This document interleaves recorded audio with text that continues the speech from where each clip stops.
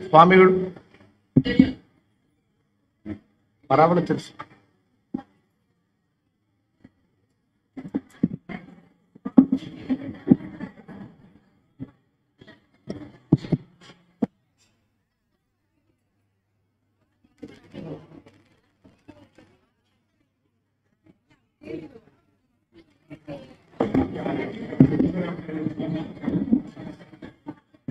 ಶ್ರೀ ಗುರುಭ್ಯೋ ನಮಃ ಪರಮಗುರುಭ್ಯೋ ನಮಃ. ಶ್ರೀಮದಾನಂದತೀರ್ಥ ಭಗವತ್ಪಾದಾಚಾರ್ಯ ಗುರುಭ್ಯೋ ನಮಃ. ಹರಿ ಓಂ. ಕಲ್ಯಾಣಾದ್ಭುತಗಾತ್ರಾಯ ಖಮಿದಾರ್ಥಪ್ರದಾಯಿನೇ ಶ್ರೀಮದ್ವೆಂಕಟನಾಥಾಯ ಶ್ರೀನಿವಾಸಾಯ ತೇ ನಮಃ.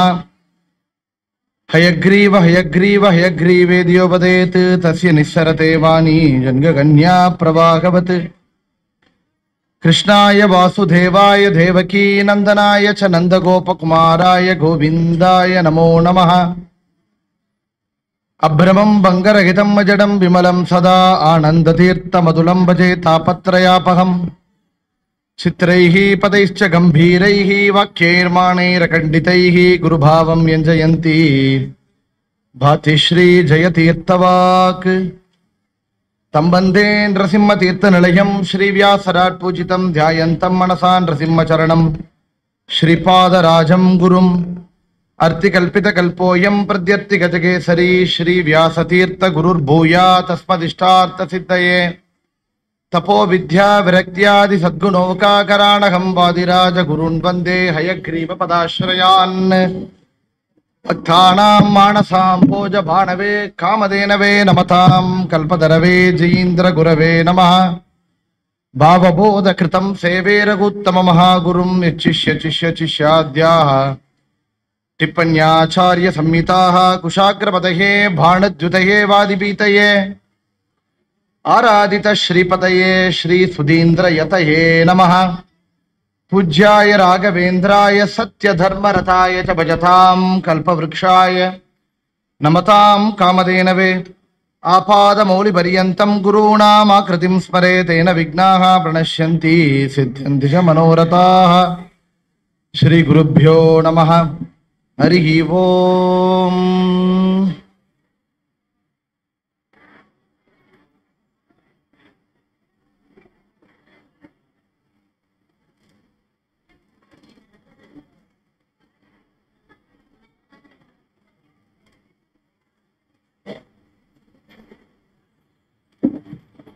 ಈ ಒಂದು ಶುಭ ಪರ್ವಕಾಲ, ಅಧಿಕ ಮಾಸದ ಈ ಒಂದು ಪರ್ವಕಾಲದಲ್ಲಿ, ಅದರಲ್ಲಿ ಕೂಡ ಈ ಚಾತುರ್ಮಾಸ್ಯ ವೈಭವ ಉತ್ಸವ ವಿಶೇಷವಾಗಿ ನಡೆಯುವಂತ ಈ ಒಂದು ಕಾಲದಲ್ಲಿ ನಮ್ಮ ಪಲಿಮಾರು ಮಠಾಧೀಶರು ಗುರುಗಳು ಇಲ್ಲಿ ಚೆನ್ನೈ ಪ್ರಾಂತ್ಯದಲ್ಲಿ ವಿಶೇಷವಾಗಿ ಚಾತುರ್ಮಾಸ್ಯ ಕಾಲದಲ್ಲಿ ವಿಶೇಷವಾಗಿ ಇಲ್ಲಿ ಉಳ್ಳಗರ ಶ್ರೀ ರಾಮಚಂದ್ರ ಸ್ವಾಮಿ ಆಂಜನೇಯರು ರಾಯರು ಸನ್ನಿಧಾನದಲ್ಲಿ ನಿತ್ಯನೂ ಕೂಡ ಹನುಮಂತನ ಬಗ್ಗೆ ವಿಶೇಷವಾಗಿ ಅನುಗ್ರಹ ಭಾಷಾ ಅನ್ನು ವಿಶೇಷವಾಗಿ ಅನುಗ್ರಹವನ್ನು ಮಾಡ್ತಾ ಇದ್ದಾರೆ ನೀಡುತ್ತಾ. ಆ ಒಂದು ಸಮಯದಲ್ಲಿ ಭಗವಂತನ ಅನುಗ್ರಹದಿಂದ ನಾವು ಕೂಡ ಈ ಒಂದು 2 ದಿವಸ ಕಾಲ ಮಧ್ವರಾಯರ ಸ್ಮರಣೆ ಎಂಬುದಾಗಿ ಆಚಾರ್ಯರ ವಿಶೇಷ ಗುಣಗಳನ್ನ, ಮಹಿಮೆಗಳನ್ನ, ಚರಿತ್ರವನ್ನ, ಆಚಾರ್ಯರು ನಮಗಾಗಿ ಕೊಟ್ಟಿರುವ ಗ್ರಂಥಗಳನ್ನ ನಾವು ಸ್ಮರಣೆ ಮಾಡ್ತಾ ಇದ್ದೆವು. ಈ ಒಂದು ದಿವಸ 3ನೇ ದಿವಸವಾಗಿ ಮಂಗಳ ಕಾರ್ಯಕ್ರಮ ಆಗುತ್ತಾ ಇದೆ. ಆಚಾರ್ಯರ ಗುಣಗಳು ಅಂದ್ರೆ ಮನೋವಿಶುದ್ಧಿಯೈ ಚರಿತಾನುವಾದ ಅಂತ ಆಚಾರ್ಯರ ಗುರುಗಳ ಸ್ಮರಣೆಯೇ ಕೂಡ ನಮಗೆ ವಿಶೇಷವಾಗಿ ನಮ್ಮ ಮನಸ್ಸನ್ನ ಶುದ್ಧ ಮಾಡುವಂತಹದ್ದು ಅಂತ ನಾವು ನೋಡುತ್ತಾ, ಆಚಾರ್ಯರು ಅವರು ವಿಶೇಷವಾಗಿ ಅವತಾರವೇ ವಿಶೇಷವಾದದ್ದು, ಅವರು ಹುಟ್ಟಿದ ಮನತನ ವಿಶೇಷವಾದದ್ದು ಅಂತ ನಾವು ನೋಡುತ್ತಾ, ಮುಂದೆ ಆಚಾರ್ಯರ ಬುದ್ಧಿ, ಚಾತುರ್ಯ, ಅವರು ಬಲ, ಧೈರ್ಯ, ಪರಾಕ್ರಮ ಇತ್ಯಾದಿ ಎಲ್ಲಾ ಗುಣಗಳನ್ನು ಕೂಡ ನಾವು ನೋಡ್ತಾ ಇದ್ದಿದ್ದೆವು. ಮುಂದೆ ಆಚಾರ್ಯರು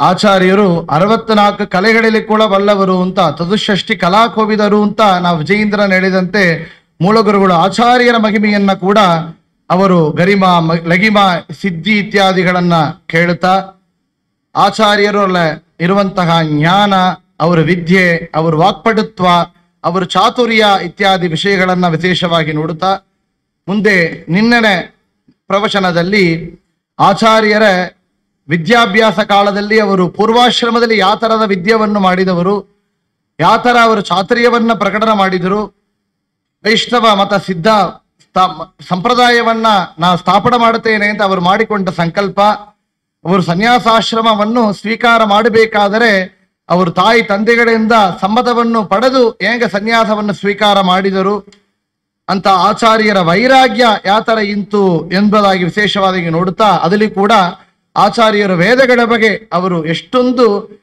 ವಿಶೇಷವಾಗಿ ವೇದಗಳ ಅರ್ಥವನ್ನ ಪ್ರಚಾರ ಮಾಡ್ತಾ ಇದ್ರು. ಉಪನಿಷತ್ತುಗಳಿಗೆ ವೇದಗಳಿಗೆ ಭಾಷ್ಯಗಳನ್ನು ಕೊಟ್ಟಿದ್ದಾರೆ. ಮಹಾಭಾರತ ತಾತ್ಪರ್ಯ ನಿರ್ಣಯವನ್ನು, ಭಾಗವತ ತಾತ್ಪರ್ಯ ನಿರ್ಣಯ ಇತ್ಯಾದಿ ಪುರಾಣಗಳಿಗೆ ಇತಿಹಾಸಗಳಿಗೆ ನಿರ್ಣಯವನ್ನು ಮಾಡಿಕೊಟ್ಟಿದ್ದಾರೆ ಎಂಬುದಾಗಿ ನೋಡುತ್ತಾ ದಶ ಉಪನಿಷತ್ತುಗಳಿಗೆ ಕೂಡ ಭಾಷ್ಯವನ್ನು ಮಾಡಿದ್ದಾರೆ ಎಂಬುದಾಗಿ ಎಲ್ಲ ನೋಡ್ತಾ ಬಂದಿದ್ದೆವು. ಆಚಾರ್ಯರಿಗೆ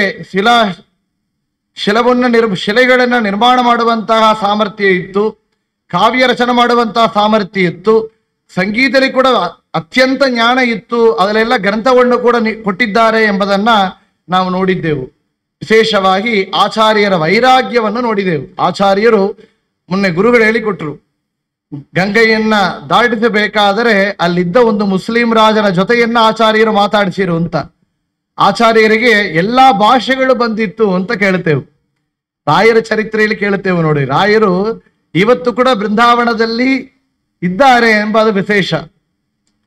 ನಾವು ಸರ್ ಥಾಮಸ್ ಪಂಡ್ರೋ ಎಂಬ ಒಂದು ಆಂಗ್ಲೇಯ ಆ ಒಂದು ಅಧಿಕಾರಿ ರಾಯರನ್ನ ಮಂತ್ರಾಲಯವನ್ನ ಗವರ್ಮೆಂಟ್ ತಕೊಂಬೇಕು ಅಂತ ಹೇಳಿ ಹೋದಾಗ ಎನ್ಕ್ವೈರಿ ಮಾಡಲಿಕ್ಕೋಸ್ಕರ ಹೋಗಿದಾಗ ಅಲ್ಲಿರುವಂತಹ ಪುರೋಹಿತರಲ್ಲಿ ಅರ್ಚಕರಲ್ಲಿ ಮಾತಾಡ್ಸಲಂತೆ. ಯಾತಕ್ಕೆ ಅಂದ್ರೆ ರಾಯರು ಇದ್ದಾರೆ ಅಂತ ವಿಷಯನ ತಿಳ್ಕೊಂಡು ಆ ಭಕ್ತಿಯಿಂದ ಶ್ರದ್ಧೆಯಿಂದ ತನ್ನ ಶೂಗಳನ್ನು ಕೂಡ ಹೊರಗೆ ಬಿಟ್ಟು ಭಕ್ತಿಯಿಂದ ರಾಯರು ಮುಂದೆ ಹೋದಾಗ ರಾಯರು ಅವರ ಜೊತೆ ಮಾತಾಡ್ಸಿರು ಅಂತ ಹೇಳ್ತಾರೆ. ಇನ್ನು ಮತ್ತು ಕೂಡ ನೋಡಿದರೆ ಅಲ್ಲಿರೋ ಅರ್ಚಕರುಗಳು ಅವರಿಗೆ ಮಂತ್ರಾಕ್ಷಿಯನ್ನು ಕೊಡಬೇಕಾಗಿದ್ದರೆ ಅವರ ಕೈಯಲ್ಲಿ ಮುಂದೆ ಮಂತ್ರಾಕ್ಷತೆ ಇತ್ತು ಅಂತ ಹೇಳ್ತಾರೆ. ಆ ಮಂತ್ರಾಕ್ಷೆಯನ್ನ ತಾನು ಸ್ವೀಕಾರ ಮಾಡಿದ ಭೋಜನ ಪದಾರ್ಥಗಳಿಗೆ ಸೇರಿಸಿಕೊಂಡಿದ್ದಾರೆ ಅಂತ ಹೇಳ್ತಾರೆ. ಆಗ ರಾಯರು ಆ ಸರ್ ಥಾಮಸ್ ಮನ್ರೋಲ್ಲಿ ಏನು ಮಾತಾಡಿರ್ಬೋದು, ಇಂಗ್ಲಿಷ್ನೇ ಮಾತಾಡಿರ್ಬೇಕಲ್ಲಿ. ರಾಯರಂತ ನಮ್ಮ ಗುರುಗಳು ಮಾತಾಡಿದ್ದಾರೆ ಅಂದರೆ ಆಚಾರ್ಯರು ವಾಕ್ಕಭಿಮಾನಿ ದೇವತಾ ಪತಿ ಅಂತ ಹೇಳಿದ್ದೆವು. ಅವರಿಗೆ ಎಲ್ಲಾ ಭಾಷೆಗಳು ಬಂತು ಅಂತ.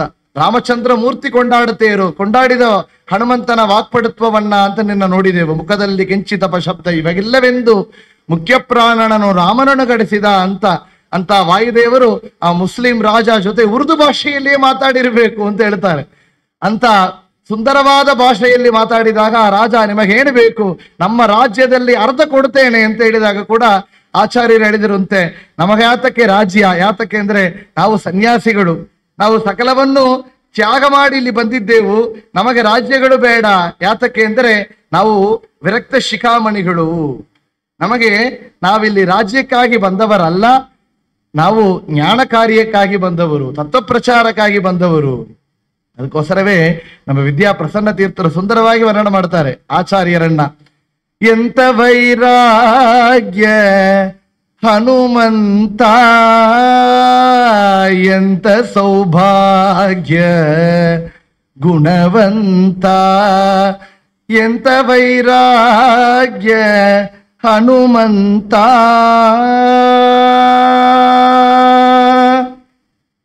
ಜ್ಞಾನ ಪರಾಕ್ರಮ ಧೈರ್ಯ ವೀರ್ಯ ಗತಿಷ್ಠಾನ ಪವನ ಸುತ ಜಗತ್ರಾನ, ನೀನಲ್ಲದೆ ಗಗ ಮೃಗ ಸುರ ನರರುಗಳೇನು ಚಳಿಸಬಲ್ಲರೋ ಹನುಮ.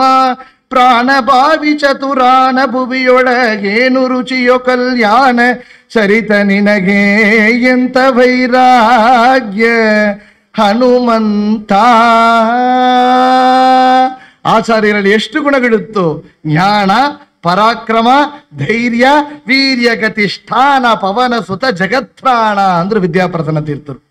ನಾವು ಮುಂದಿನ ದಿನ ಮೊದಲನೇ ದಿನ ಪ್ರವಚನದಿಂದ ನೋಡ್ತಾ ಇದ್ದೇವೆ. ಆಚಾರ್ಯರು ಮಧ್ವರಾಯರ ಸ್ಮರಣೆ ಎಂದರೆ ಆಚಾರ್ಯರ ಗುಣಗಳ ಸಮೂಹ ಅಂದ್ರು. ಏ ಗುಣಾನಾಮ ಜಗತ್ ಪ್ರಸಿದ್ಧ ಅಂತ.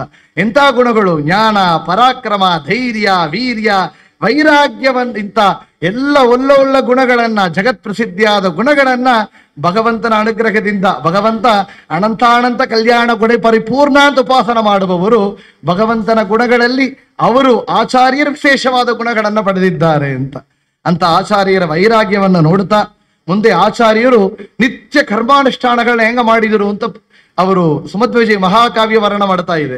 ಆಚಾರ್ಯರು ಅರುಣೋದಯ ಕಾಲೇ, ನಾವು ಕೇಳಿದೆವು ಮೊನ್ನೆ, ಅಲಕನಂದಾವಲಿ ಅರುಣೋದಯ ಕಾಲೇ ಸ್ನಾನ ಅಂದ. ಅಲಕನಂದಾಲಿ ಹೋಗಿ ಸ್ನಾನ ಮಾಡಿದವರು ಕೇಳಬೇಕು. ಬದರಿಯಾತ್ರ ಓದಿದವರೆಲ್ಲ ರಾಮಕೃಷ್ಣ ಗಂಗೆ ಗಂಗೆ ಯಮುನೆ ಚೈವ ಗೋದಾವರಿ ಇಲ್ಲ, ಎಲ್ಲ ಅಮ್ಮ ಅಪ್ಪ ಎಲ್ಲ ಗುರುಗಳೇ ಸದ್ದಾ ಕಾದೆ ಬಿಟ್ಟು ದೇವರ ಸ್ಮರಣ ಬರೋದಿಲ್ಲ, ಎಲ್ಲ ಫ್ರೀಸ್ ಆಗಿರುತ್ತೆ. ಅಂತ ಅಲಕನಂದಾಲಿ 3 ಗಂಟೆ ಕಾಲದಲ್ಲಿ ಮುಳುಗಿ ಸ್ನಾನ ಅಂದ್ರೆ ಎಷ್ಟು ಋತಂಚೇತಿ ಸೂಕ್ತವನ್ನ 3 ಬಾರಿ ಪಠನ ಮಾಡ್ತಾ ಸ್ನಾನ ಅಂತೆ ಒಳಗೆ ಮುಳುಗಿ. ಅದು ವಾಯುದೇವರೊಬ್ಬರಿಂದ ಮಾತ್ರ ಸಾಧ್ಯ, ಬೇರೆ ಯಾರು ಸಾಧ್ಯ ಇಲ್ಲ.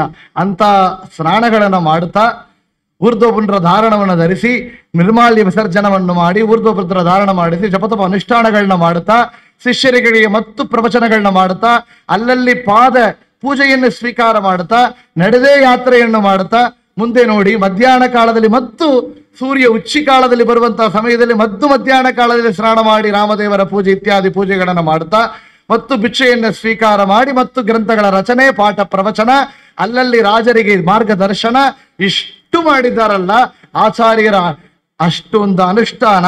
ಮತ್ತು ಸಾಯಂಕಾಲ ವೇಳೆಯಲ್ಲಿ ಮತ್ತು ಸ್ನಾನ ಮಾಡಿ ಜಪತಪ ಅನುಷ್ಠಾನಗಳನ್ನ ಮಾಡುತ್ತಾ ಭಗವಂತನಿಗೆ ತೊಟ್ಟಿಲು ಪೂಜೆ ಇತ್ಯಾದಿಗಳನ್ನ ಮಾಡಿ ಮತ್ತು ಮಲಗೋದಲ್ಲ, ಮತ್ತು ಗ್ರಂಥ ರಚನೆ, ಭಗವಂತನ ಚಿಂತನೆ, ಶಿಷ್ಯರುಗಳಿಗೆ ಪಾಠ ಇತ್ಯಾದಿಗಳನ್ನ ಮಾಡುತ್ತಾ ಮಲಗುವ ವೇಳೆ ಭಗವಂತನ ಸ್ಮರಣೆಯಿಂದ ಮಲಗುತ್ತಿದ್ರಂತೆ. ಅದು ಆಚಾರ್ಯರು ನಿದ್ದೆ ಬೇಕುಂಬೋದಿಲ್ಲ, ನದ್ದೆ ಮಾಡಿ ಆಚಾರ್ಯರು ಹೇಳ್ತಾರೆ ಇಂತಹ ವಿಷಯಗಳನ್ನ ಮಾಡಿ ತೋರಿಸಿದಾರಲ್ಲ ಅದನ್ನ ಬರೆದು ತೋರಿಸಿದರಂತೆ. ಏನು ಅಂದ್ರೆ ಆಚಾರ್ಯರು ಮಾಡಿಕೊಟ್ಟಿರುವ ಗ್ರಂಥ ಸದಾಚಾರ ಸ್ಮೃತಿ ಅಂತ. ಆಚಾರ್ಯರು ನಮಗಾಗಿ ಆಚಾರ ವಿಚಾರ 2 ಮುಖ್ಯ ಅಂದ್ರು. ನಮಗೆ ಕೇಳಿ ಕೆಲವರು ಹೇಳ್ತಾರೆ ಮನಸ್ಸಲ್ಲಿ ಭಕ್ತಿ ಇದ್ದರೆ ಸಾಕು, ಆಚಾರ ಬೇಕುಂಬಾದಿಲ್ಲ. ನಾ ಸ್ನಾನ ಮಾಡಲ್ಲ ಅಂದ್ರೂ ಮನಸ್ಸಲ್ಲಿ ಶುದ್ಧರಾಗಿದ್ದಾನೆ, ನಾ ಜಪತಪ ಅನುಷ್ಠಾನ ಮಾಡಕೊಂಬಾದಿಲ್ಲ, ಸ್ನಾನ ಮಾಡಬೇಕೆಂಬುದೆಲ್ಲ, ಮಡಿ ಶೌಚ ಅಶೌಚ ನೋಡಬೇಕೆಂಬುದೆಲ್ಲ, ಮುಟ್ಟು ಮಡಿ ನೋಡಬೇಕೆಂಬುದೆಲ್ಲ ಯಾತಕ್ಕೆ ಮನಸ್ಸಲ್ಲಿ ಶುದ್ಧರಾಗಿದ್ದಾನೆ ಇಲ್ಲ. ಇದು ಒಬ್ಬರು ವಿಚಾರ ಮಾಡಿದವರ ಮಾತು. ಆಚಾರ ಮಾಡುವವರ ಮಾತು ಮಡಿ ಮಡಿ ಮಡಿ ಮಡಿ ಮಡಿ ಎಲ್ಲ ಮಡಿ, ದೇವರ ಚಿಂತನೆಯೇ ಇಲ್ಲ. ಶ್ರೀಶೈಲದ ಕಾಗಯ್ಯಂತೆ ಅಂತ ನೀರು ಹೊರಕೊಂಬವಳೆ ಏನಪ್ಪ ಅಲ್ಲಿ ಬೊಯ್ಯೋದು ಇಲ್ಲಿ ಬೊಯ್ಯೋದು, ಅವ್ರಿಗೆ ಶಾಪ ಇಡೋದು ಇವ್ರನ್ನ ಬೊಯ್ಯೋದು, ಅಲ್ಲಿ ಕೂಗ್ತಾ ಇರೋದು ಇಲ್ಲಿ ಕೂಗ್ತಾ ಇರೋದು, ದೇವ್ರ ಪೂಜೆಯಲ್ಲಿ ಮಧ್ಯೆಯಲ್ಲಿ ಅಲ್ಲಿ 4 ಮಂದಿರನ್ನ ಬೊಯ್ಯೋದು ಇವ್ರನ್ನ ಬೊಯ್ಯೋದು, ಅವರು ಇಲ್ಲಿ ಚಿಂತನೆ ಅಲ್ಲಿ ಚಿಂತನೆ. ಇದು ಆಚಾರ ವಿಚಾರ ಇಲ್ಲ. ವಿಚಾರ ಇದೆ ಆಚಾರ ಇಲ್ಲ. ಆಚಾರ್ಯರು ಹೇಳಿದ್ರು ಎರಡು ಕಣ್ಗಳು ಅಂದ್ರು. ಆಚಾರ ವಿಚಾರ 2 ಕಣ್ಗಳಿಂದ ಭಗವಂತನ ನೋಡಿ ಅಂದ್ರು. 2 ಇದ್ದರೇ ನಮ್ಮ ಸಾಧನೆ ಅದು ಪೂರ್ತಿಯಾಗತ್ತೆ ಅಂತ. ಅದಕ್ಕಾಗಿ ನೋಡಿ ಆಚಾರ್ಯರು ವಿಚಾರಕ್ಕಾಗಿ ಎಷ್ಟೋ ಗ್ರಂಥಗಳನ್ನು ಕೊಟ್ಟಿದ್ದೇವೆ, ನಿನ್ನೆಲ್ಲ ನೋಡಿದ್ದೇವೆ ಏನೇನು ಗ್ರಂಥಗಳು ಅಂತ. ಅದರಲ್ಲಿ ವಿಚಾರಕ್ಕಾಗಿ ಆಚಾರಕ್ಕಾಗಿ ಆಚಾರ್ಯರು ವಿಶೇಷವಾಗಿ ಕೊಟ್ಟದ್ದು ಅಂದ್ರೆ Sadachara Smriti. How to start the day ಹಂಗಂತ ಆಚಾರ್ಯರು ಹೇಳಿ ಕೊಡ್ತಾರೆ. ಹೇಗೆ ಬೆಳಿಗ್ಗೆ ಗೋವಿಂದ ಎಂದೇಳು, ಹರೇ ಗೋವಿಂದ ಎಂದೇಳು, ದಶಾವತಾರ ಪೇಳು ದಾಸರು ಹೇಳ್ತಾರೆ. ಬೆಳಿಗ್ಗೆ ಹೇಳುವಾಗ ಏನ್ ಹೇಳ್ಬೇಕು? ಕರಾಗ್ರೆ ವಸತೆಯ ಲಕ್ಷ್ಮಿ, ಕರ ಮಧ್ಯೆ ಸರಸ್ವತಿ ನಾವತೆಯವಲೆ. ಮೊದಲಿ ಕರಾಗ್ರೆ ಮೊದಲಿಗೆ ಇರುತ್ತೆ ಮೊಬೈಲ್, ನಮ್ಮ ಫೇಸ್ಬುಕ್, ವಾಟ್ಸಪ್, ಬೆಳಿಗ್ಗೆ ಸ್ಟೇಟಸ್ ನೋಡೋದ್ರಿಂದ ಎಲ್ಲ ಒಂದ ಆರಂಭಿಸ್ತೆ. ಬೆಳಿಗ್ಗೆ ಎದ್ದ ಪ್ರಾರಂಭದಿಂದ ಕೈಯನ್ನ ನೋಡಿ ಶ್ಲೋಕಗಳನ್ನ ಹೇಳ್ತಾ ಭೂಮಿ ದೇವಿಯಲ್ಲಿ ಪ್ರಾರ್ಥನೆಯನ್ನು ಮಾಡುತ್ತಾ ಕ್ಷಮೆಯನ್ನು ಕೇಳಬೇಕು ಅಂತೆ. ಯಾತಕ್ಕೆ? ತುಳಸಿ ಪುಷ್ಪ ತೆಯ್ಯಬೇಕಾಗಿದೆ, ದೇವರು ಪೂಜೆ ಮಾಡಬೇಕಾಗಿದೆ. ಅದಕ್ಕಾಗಿ ನನ್ನ ಪಾದಸ್ಪರ್ಶಂ ಕ್ಷಮಸ್ವಮೇ, ಕ್ಷಮ ಮಾಡಿ ತಾಯಿ ಅಂತ ಪ್ರಾರ್ಥನೆ ಮಾಡ್ತಾ ಕೆಳಗಿಡಿಬೇಕು ಅಂತೆ. ಅಂತ ಭಕ್ತಿಯಿಂದ ಈ ತರ ನಮ್ಮ ದಿನವನ್ನು ಪ್ರಾರಂಭ ಮಾಡಬೇಕು ಅಂತ ಆಚಾರ್ಯರು ಹೇಗೆ ಸ್ಟಾರ್ಟ್ ಮಾಡಬೇಕು ಅಂತ ದಿವಸ ಹೇಳ್ತಾ ಹೇಳ್ತಾ ಬರ್ತಾರೆ. ಏನೇನು ಮಾಡಬೇಕು, ಗೋಪಿಚಂದ್ರ ಧಾರಣ, ಊರ್ಧ್ವಪುಂಡ್ರ ಧಾರಣ ಎಲ್ಲ ವಿಶೇಷವಾಗಿ ಹೇಳ್ತಾ 4 ಆಶ್ರಮಗಳಿಗೂ ಕೂಡ ಬ್ರಹ್ಮಚರ್ಯ, ಗೃಹಸ್ಥಾಶ್ರಮ, ವಾನಪ್ರಸ್ಥ, ಸನ್ಯಾಶ್ರಮ ಎಲ್ಲ ಆಶ್ರಮಗಳು ಏನ ಮಾಡಬೇಕು ಎಲ್ಲ ಹೇಳಿದ್ದಾರೆ. ಎಲ್ಲ ಹೇಳಿ ವಿಶೇಷವಾಗಿ ಹೆಂಗ ಮಡಗಬೇಕು ಹೇಳ್ತಾ ಇರುತ್ತೆ. ಎಲ್ಲ ಮಾಡಿ ಮಡಗಬೇಕು ಎಂಬ ಅದು ಕಂಪಲ್ಸರಿ ಇಲ್ಲ ಅಂದ್ರು ಆಚಾರ್ಯರು. ನಿದ್ದೆ ಬಂದಿದೆ, ತುಂಬಾ ಟಯರ್ಡ್ ಆಗಿದೆ, ಪರವಾಗಿಲ್ಲ, ಸ್ವಸ್ಥವಾಗಿದೆ, ಮಡಗಬೇಕಾದ್ರೂ ಮಡಗಿ, ಆದ್ರೆ ಕಂಪಲ್ಸರಿ ಇಲ್ಲ. ಮಡಗಬೇಕಾದ್ರೂ ಮಡಗಿ, ಪರವಾಗಿಲ್ಲ, ಆದರೆ ಡೀಪ್ ಸ್ಲೀಪ್ ಬೇಡ ಅಂದ್ರು ಆಚಾರ್ಯ. ನಾನೆಲ್ಲ ತುಂಬಾ ಹೆಮ್ಮೆಯಿಂದ ಹೇಳ್ತೇವೆ, ನಾನು 10 ಗಂಟೆಗೆ ಮಲಗಿದ್ರೆ ಬೆಳಿಗ್ಗೆ 8 ಗಂಟೆವರೆಗೆ ಹೇಳೋದಿಲ್ಲ, 6 ಗಂಟೆವರೆಗೆ ಆಚಾರ್ಯ ಹೇಳೋರು ಎಚ್ಚರಿಕೆ ಮಾಡಿ ಮಾಡಿ ಹೇಳಿ ಅಂದ್ರು. ಕಳ್ಳ ಬಂದ್ರು ಕೂಡ ತೊರೆಯೋದಿಲ್ಲ. ಈಗ ನಮ್ಮನ್ನ ಬುಡದಾಗಿಟ್ಟೆಲ್ಲ ತಗೊಂಡು ಹೋಗ್ತಾ ಇದ್ದಾನೆ ಆಚಾರ್ಯ. ಅದಕ್ಕಾಗಿಲ್ಲ, ಎಚ್ಚರಿಕೆ ಮಾಡಿ ಹೇಳಿ. ಯಾತಕ್ಕೆ? ಎಚ್ಚರಿಕೆ ಆದಾಗಲ್ಲ ರಾಮಕೃಷ್ಣ ಗೋವಿಂದ ಹೇಳಿ. ನೋಡಿ, ಒಂದು ಬಾರಿ ರಾತ್ರಿ 3 ಬಾರಿ ಎಚ್ಚರಿಕೆ ಆದ್ರೆ 3 ಬಾರಿ ರಾಮ. ಒಂದು ವರ್ಷದಲ್ಲಿ 360 ದಿವಸ 1000ಕ್ಕೆ ಮೇಲೆ ರಾಮನಾಮ, 100 ವರ್ಷ ಆಯಸ್ಸಲ್ಲಿ 1 ಲಕ್ಷ ರಾಮನಾಮ. ನೋಡಿ, ಈಗ ಅಕೌಂಟ್ ಡೆಪಾಸಿಟ್ ಮಾಡಿಕೊಳ್ಳಿ ಪುಣ್ಯವನ್ನ. ಆಚಾರ್ಯ ಈ ತರ ವಿಶೇಷವಾಗಿ ಮಾರ್ಗದರ್ಶನ ತೋರಿಸ್ತಾ ಇದ್ದಾರೆ. ಸದಾಚಾರ ಸ್ಮೃತಿ ಎಂಬ ಗ್ರಂಥ. ಮುಂದೆ ವಿಶೇಷವಾಗಿ ಆಚಾರ್ಯರು ತೀರ್ಥಯಾತ್ರಾ ಮಾರ್ಗದಲ್ಲಿ ಬರ್ತಾ ಇದ್ದರಂತೆ. ಆಗ ಎಡೆಪಾಡಿದ್ದಾಯ ಎಂಬ ಒಂದು ಬ್ರಾಹ್ಮಣ ವಿಶೇಷವಾಗಿ ಅನುಷ್ಠಾನ ಮಾಡ್ತಾ ಇದ್ದಾರೆ. ಆದರೆ ಏಕಾದಶಿ ಬಗ್ಗೆ ಗೊತ್ತಿಲ್ಲ. ಸಪ್ತಮುದ್ರಾ ಧಾರಣ, ಮುಖ್ಯವಾಗಿ ಗೋಪಿಚಂದನ ಧಾರಣ, ಸಾಲಿಗ್ರಾಮ ಪೂಜೆ ಎಲ್ಲ ಏನೋ ಮಾಡ್ತಾರೆ. ಆದರೆ ವಿಶೇಷವಾದ ಆ ವಿಷಯಗಳು ಅವರಿಗೆ ದೀಪ ತಿಳಿಯಲಿಲ್ಲ ಅವರಿಗೆ. ಆಗ ಆಚಾರ್ಯರಲ್ಲಿ ಪ್ರಾರ್ಥನೆ ಮಾಡಿದಾಗ ಆಚಾರ್ಯರು ವಿಶೇಷವಾಗಿ ಎಲ್ಲಾ ಪುರಾಣಗಳಿಂದ ಸಂಗ್ರಹ ಮಾಡಿ ಒಂದು ಗ್ರಂಥವನ್ನು ಕೊಟ್ಟರು. ಅದು ಕೃಷ್ಣಾಮೃತ ಮಹಾರ್ಣವ ಎಂಬ ಗ್ರಂಥ. ಇದು ಆಚಾರ್ಯರು ಕೊಟ್ಟಿರುವ ಇನ್ನೊಂದು ಆಚಾರ ಗ್ರಂಥ. ಏನು ಬರುತ್ತಾ ಅದರಲ್ಲಿ ಏನೇನು ಕೊಟ್ಟಿದ್ದಾರೆ ಅಂದ್ರೆ ಗೋಪಿಚಂದನ ಮಹಿಮೆ, ಗೋಪಿಚಂದನವನ್ನು ಧಾರಣ ಮಾಡಬೇಕು. ಇನ್ನು ಎಷ್ಟು ಹೇಳ್ತಾರೆ ಅಂದ್ರೆ, ಗೋಪಿಚಂದನ ಧಾರಣ ಮಾಡಿದವನ ನೋಡಿದರೆಯೇ ನಮ್ಮ ಪಾಪಗಳು ಪರಿಹಾರ ಆಗತ್ತೆ. ಒಂದು, ಗೋಪಿಚಂದನ ಇಲ್ಲದೆ ಊರ್ಧ್ವಪುಂಡ್ರ ಇಲ್ಲದೆ ಒಬ್ಬ ಮುಖ ನೋಡಿದರೆ ನಾವು ಮತ್ತು ಸ್ನಾನ ಬರಬೇಕು ಅಂತ ಮೈಲಿಯ ತರ ಆಗತ್ತೆ ಎಂಬ ವಿಷಯಗಳು ಕೂಡ ಹೇಳ್ತಾ ಇದ್ದಾರೆ. ಅಷ್ಟು ವಿಶೇಷವಾಗಿ ಇನ್ನು ಮುಂದೆ ಹೇಳಿದರೆ ಅದನ್ನವೇ ಮುಂದೆ ಫಾಲೋ ಮಾಡಿದ ವಾದಿರಾಜ ತೀರ್ಥರು ತನ್ನ ತೀರ್ಥ ಪ್ರಬಂಧದಲ್ಲಿ ದ್ವಾರಕಾ ಕ್ಷೇತ್ರವನ್ನು ವರ್ಣನ ಮಾಡಿದಾಗ ಹೇಳ್ತಾರೆ, ಒಬ್ಬ ಭಕ್ತ ಗೋಪಿಚಂದನವನ್ನು ಊರ್ಧ್ವಪುಂಡ್ರ ಧಾರಣವನ್ನು ಸ್ವೀಕಾರ ಮಾಡುತ್ತಾನೆಯೋ ಅದು ಮುಕ್ತಿಗೆ ಹೋಗುವಂತ ಮೆಟ್ಟಲು ಅಂತ ಹೇಳಿದ್ರು. ಮುಕ್ತಿಗೆ ಹತ್ತುವಂತ ಮೆಟ್ಲು ಹಂಗಂದ್ರು. ಇನ್ನು ಹೇಳ್ತಾರೆ, ಇಲ್ಲ ನಮ್ಮ ಹಣೆಯಲ್ಲಿ ಏನೋ ಹಣೆ ಭಾರ ಇದೆ, ಹಣೆ ಭಾರನ ಅಳಿಸಿ ಬಿಡುತ್ತದ್ದು. ನಮಗೆ ಒಂದೇ ಹಂಚಿಕೆ, ನಮಗೆ ಪ್ರಮೋಷನ್ ಬರಬೇಕು, ಮನ ಆಗಬೇಕು, ಲಾಟ್ರಿ ಚೀಪಿ 1 crore ಬಿಡಬೇಕು ಅಂದ್ರೆ ಅದು ಅಳಿಸಿ ಬಿಟ್ರೆ ಎಷ್ಟು ನೋಡ್ರಿ, ಅದು ಸೆಲೆಕ್ಟಿವ್ ಇಮ್ಯುನಿಷಿ ಅಂತ ಹೇಳ್ತಾರಲ್ಲ, ಅದಕ್ಕೊಂದು ಸೆಲೆಕ್ಟಿವ್ ಆದಂತೆ ಏನು ಫಿಲ್ಟರ್ ಮಾಡಿ ಅಳಿಸತ್ತಂತೆ. ನಮಗೆ ಬರುವಂತ ಇಷ್ಟಗಳನ್ನ ಅಳಿಸೋದಿಲ್ಲ, ಅನಿಷ್ಟಗಳನ್ನ ಅಳಿಸುತ್ತೆ. ಇಷ್ಟ ಪ್ರಾಪ್ತಿಯನ್ನ ಅಳಿಸೋದಿಲ್ಲ, ಅನಿಷ್ಟಗಳನ್ನ ನಿವೃತ್ತಿ ಮಾಡತ್ತೆ ಗೋಪಿಚಂದನ ಧಾರಣೆ ಇತ್ಯಾದಿ ವಿಷಯಗಳನ್ನು ಹೇಳ್ತಾರೆ. ಇನ್ನು ಮುಂದೆ ವಿಶೇಷವಾಗಿ ಅಂದರೆ ಏಕಾದಶಿ ಉಪವಾಸವನ್ನು ಆಚಾರ್ಯರು ತುಂಬಾ ಹೆಚ್ಚಾಗಿ ಹೇಳಿದ್ದಾರೆ ಕೃಷ್ಣಾಮೃತ ಮಹಾರ್ಣವದಲ್ಲಿ. ಎಲ್ಲಿ ಕಾಶಿ, ಗಯಾ ಇತ್ಯಾದಿ ಕ್ಷೇತ್ರಗಳಲ್ಲಿ ಮಾಡುವಂತಹ ತೀರ್ಥಯಾತ್ರೆ, ತೀರ್ಥ ಸ್ನಾನ, ದಾನ ಇತ್ಯಾದಿಗಳಿಗಿಂತ ಹೆಚ್ಚು ಪುಣ್ಯ ಅಂದ್ರೆ ಏಕಾದಶಿ ವ್ರತ. ನೋಡ್ರಿ, ಏನು ಖರ್ಚು ಇಲ್ಲ. ಮತ್ತು ನೋಡಿರ ಆತು ಒಂದು ಮನೆಯಲ್ಲಿ 10 ಜನ ಇದ್ದು ಆತು ಊಟ ಬಿಟ್ರೆ ಒಂದಿನ ಊಟ ಧಾನ್ಯಗಳು ಮಿಚ್ಚ ಅಂತಾರೆ. ಬಡತನ ಇರೋವರಿಗೆ ಒಂದಿನ ಊಟ ಧಾನ್ಯಗಳು ಮಿಚ್ಚ ಅಂದ್ರು. ಇನ್ನು ವಿಶೇಷವಾಗಿ ಹೇಳಬೇಕಾದರೆ ಲಕ್ಷ್ಮಿ ಆವಿರ್ಭವಿಸಿದ್ದು ಯಾವತ್ತು ಅಂದರೆ ಹಾಲ ಸಮುದ್ರ ಮಥನ ಮಾಡಿದಾಗ, ಏಕಾದಶಿ ಮಥನ ಮಾಡಿದಾಗ ದೇವತೆಗಳು ದ್ವಾದಶಿ ಲಕ್ಷ್ಮಿ ಬಂದಳು ಅಂತೆ. ಯಾರು ಏಕಾದಶಿ ಉಪವಾಸ ಮಾಡ್ತಾರೆಯೋ ದ್ವಾದಶಿ ಲಕ್ಷ್ಮಿ ನಿಮ್ಮ ಮನೆಗೆ ಬರ್ತಾಳೆ ಅಂದ್ರು. ಲಕ್ಷ್ಮಿ ಬರಬೇಕು ಅಂದ್ರೆ, ಲಕ್ಷ್ಮಿ ಅಂದ್ರೆ ನಮಗೆ ದುಡ್ಡುವುದು ಮಾತ್ರ ಅಲ್ಲ, ಸಂಪತ್ತು. ಇದು ಸಂಪತ್ತು. ಒಳ್ಳೆ ಜ್ಞಾನವೇ ದೊಡ್ಡ ಸಂಪತ್ತು, ಆರೋಗ್ಯ ಒಳ್ಳೆ ಸಂಪತ್ತು, ಒಳ್ಳೆ ಪುತ್ರ ಸಂಪತ್ತು, ಭಕ್ತಿ ಇರುವಂತಹ ಮಕ್ಕಳಿದ್ರೆ ಒಳ್ಳೆ ಸಂಪತ್ತು. ಇದುವೇ ದೊಡ್ಡ ನೆಮ್ಮದಿ, ದೊಡ್ಡ ಸಂಪತ್ತು. ಸಾಧು ಸಜ್ಜನರ ಸಂಘ ಒಳ್ಳೆ ಸಂಪತ್ತು, ಗುರುಗಳ ಅನುಗ್ರಹ ಒಳ್ಳೆ ಸಂಪತ್ತು. ಈ ಸಂಪತ್ತು ಎಂಬ ಲಕ್ಷ್ಮಿ ಏಕಾದಶಿ ಮಾಡುವವರಿಗೆ ಬರ್ತಾಳೆ. ಇದು ಏಕಾದಶಿ ಮಹಿಮೆ. ನಾವೆಷ್ಟು ಹೇಳೋದಿಲ್ಲ, ಆಚಾರ್ಯರನ್ನು ಎಷ್ಟೋ 242 ಶ್ಲೋಕಗಳಲ್ಲಿ ಹೇಳಿದ್ದಾರೆ. ಇನ್ನು ಮುಖ್ಯವಾಗಿ ಹೇಳಬೇಕಾದ್ರೆ ಸಾಲಿಗ್ರಾಮ ಪೂಜೆ. ಸಾಲಗ್ರಾಮ ಶಿಲಾಸ್ಪರ್ಶಂ ಯೇ ಕುರ್ವಂತಿ ದಿನೇ ದಿನೇ ವಾಂಚಂತಿಕರ ಸಂಪರ್ಶಂ ತೇಷಾಂ ದೇವಾಹ ಸಾ ವಾಸವಾಹ. ಸಾಲಗ್ರಾಮನ ಯಾರು ನಿತ್ಯನ ಮುಟ್ಟಿ ಸ್ಪರ್ಶ ಮಾಡುತ್ತಾರೆಯೋ ಅವರ ಕರವನ್ನ ಮುಟ್ಲಕ್ಕೆ ಇಂದ್ರಾದಿ ದೇವತೆಗಳು ಆಸೆ ಪಡ್ತಾರೆ ಎಂದ್ರು ಆಚಾರ್ಯರು. ಇಂದ್ರಾದಿ ದೇವತೆಗಳು ಆಸೆ ಪಡ್ತಾರಂತೆ. ಯಾತಕ್ಕೆ ಅಂದ್ರೆ ಸಾಲಗ್ರಾಮನ ಮುಟ್ಟುವಂತವ ಭಕ್ತ, ಅವ ಕೈಯನ್ನ ನಾವು ಮುಟ್ಟೋಣ. ಅದು ನಮ್ಮಂದ್ರೆ ಇಂದ್ರಾದಿ ದೇವತೆಗಳು ನಮಕ್ಕಿಂತ ಚಿಕ್ಕವರು ಅರ್ಥ ಇಲ್ಲ. ಆದರೆ ಆ ಸಾಲಗ್ರಾಮ ಮುಟ್ಟುವ ಆ ಹಸ್ತಕ್ಕೆ ಅಮೃತಹಸ್ತ ಅಂತ ಹೇಳ್ತೇವೆ. ಗುರುಗಳ ಹಸ್ತ ಅಮೃತಹಸ್ತ ಅಂತ ಮಾಡಿದ್ದಾರೆ ಅಂದ್ರೆ ಯಾತಕ್ಕೆ ಅದು ಅಮೃತಹಸ್ತ ಹೇಗಾಗತ್ತೆ ಅಂದ್ರೆ, ಆಚಾರ್ಯರ ಗ್ರಂಥಗಳನ್ನ ಆ ವಾಯುವು ಅನಿಲಂ ಅಮೃತಂ ಅಂತ ನಿನ್ನೆ ಹೇಳಿದೆವು. ಆಚಾರ್ಯರ ಗ್ರಂಥಗಳನ್ನ ಸಾಲಿಗ್ರಾಮವನ್ನ ಯಾರು ಸ್ಪರ್ಶ ಮಾಡ್ತಾರೆಯೋ ಅವರು ಹಸ್ತ ಅಮೃತ ಹಸ್ತ, ಯಾರು ತುಳಸಿ ಪೂಜೆಯನ್ನು ಮಾಡ್ತಾರೆಯೋ ಅಂತ ಸುಮಂಗಲಿ ಸ್ತ್ರೀಗಳ ಹಸ್ತ ಅಮೃತ ಹಸ್ತ ಆಗತ್ತೆ. ಅವರುಗಳು ದಂಪತಿಗಳಾಗಿದ್ದು ಮಾಂಗಲ್ಯ ಧಾರಣ ಮಾಡೋ ಬುಟ್ಟಿ ಕೊಟ್ಟರೆ ಆಗತ್ತೆ. ಕಾಫಿ ನಂಜಲು ಮಾಡೋದು ಹಂಗೆ ಮುಟ್ಟೋದು ಮಾಂಗಲ್ಯ ಧಾರಣದ್ದು, ಅದು ಅಮೃತಗಸ್ತ ಇಲ್ಲ. ಆಗ ಅಮೃತಗಸ್ತ ಆಗ ಸಾಲಿಗ್ರಾಮ ಪೂಜೆ. ಮತ್ತೆ ಹೇಳ್ತಾರೆ, ಮತ್ತೆ ಮುಟ್ಟಿದ್ರೆ ಸಾಕಂತ ಪರವಾಲ ಮುಟ್ಟಿ ದಾಸರು ಹೇಳಿದರು, ತೊಳೆದು ಇಡಿ ತೋರಿಸಿ ಉಂದಿಂದ್ರು. ಏನು ಮಂತ್ರ ಗೊತ್ತಿಲ್ಲ. ಓಂ ನಮೋ ನಾರಾಯಣ ಎವೋ ನೀರ ಬಿಡಿ, ತುಳಸಿ ಇದೆಯಲ್ಲ, ಓಂ ನಮೋ ನಾರಾಯಣ ಉರಿಸಿ ಇಡಿ, ಓಂ ನಮೋ ನಾರಾಯಣ ಎವೋಂ ಒಂದು ತುಳಸಿ ಹಾಕಿ, ಓಂ ನಮೋ ನಾರಾಯಣ ಎವೋಂ ಒಂದು ಹಣ್ಣು ನೈವೇದ್ಯ ಮಾಡಿ, ಓಂ ನಮೋ ನಾರಾಯಣ ನಮೋ ಮಂಗಲಾರತಿ ಮಾಡಿ, ಓಂ ನಮೋ ನಾರಾಯಣ ಎವೋಂ ಕೃಷ್ಣಾರ್ಪಣೆ ನಮಸ್ಕಾರ ಮಾಡಿ ಮುಡ್ದೋಯ್ತು. ಫಸ್ಟ್ ಆರಂಭಿಸಿ. ಇದು ಏನು ಮಾಡುತ್ತೆ ಈ ಪುಣ್ಯ? ಶ್ರಮದಿಂದ ಸಾಲಿಗ್ರಾಮ ಪೂಜೆ ಮಾಡುವಂತ ಬುದ್ಧಿ, ಸಮಯ, ಅನುಕೂಲ ಎಲ್ಲ ಮಾಡಿಕೊಡತ್ತೆ. ತೋರಿಸಿ ಉಣ್ಣೀಂದ್ರು. ಏನು ಗೊತ್ತಿಲ್ಲ ಸ್ವಾಮಿ, ನೀ ಕೊಟ್ಟದ್ದಿದು, ನೀ ಕೊಟ್ಟದ್ದನ್ನ ಈ ಜಲ, ಈ ಪುಷ್ಪ, ಈ ಹೂವು ಎಲ್ಲನೇ ನೀ ಕೊಟ್ಟದ್ದು, ನಿನಗೆ ಸಮರ್ಪಣ ಮಾಡಿ.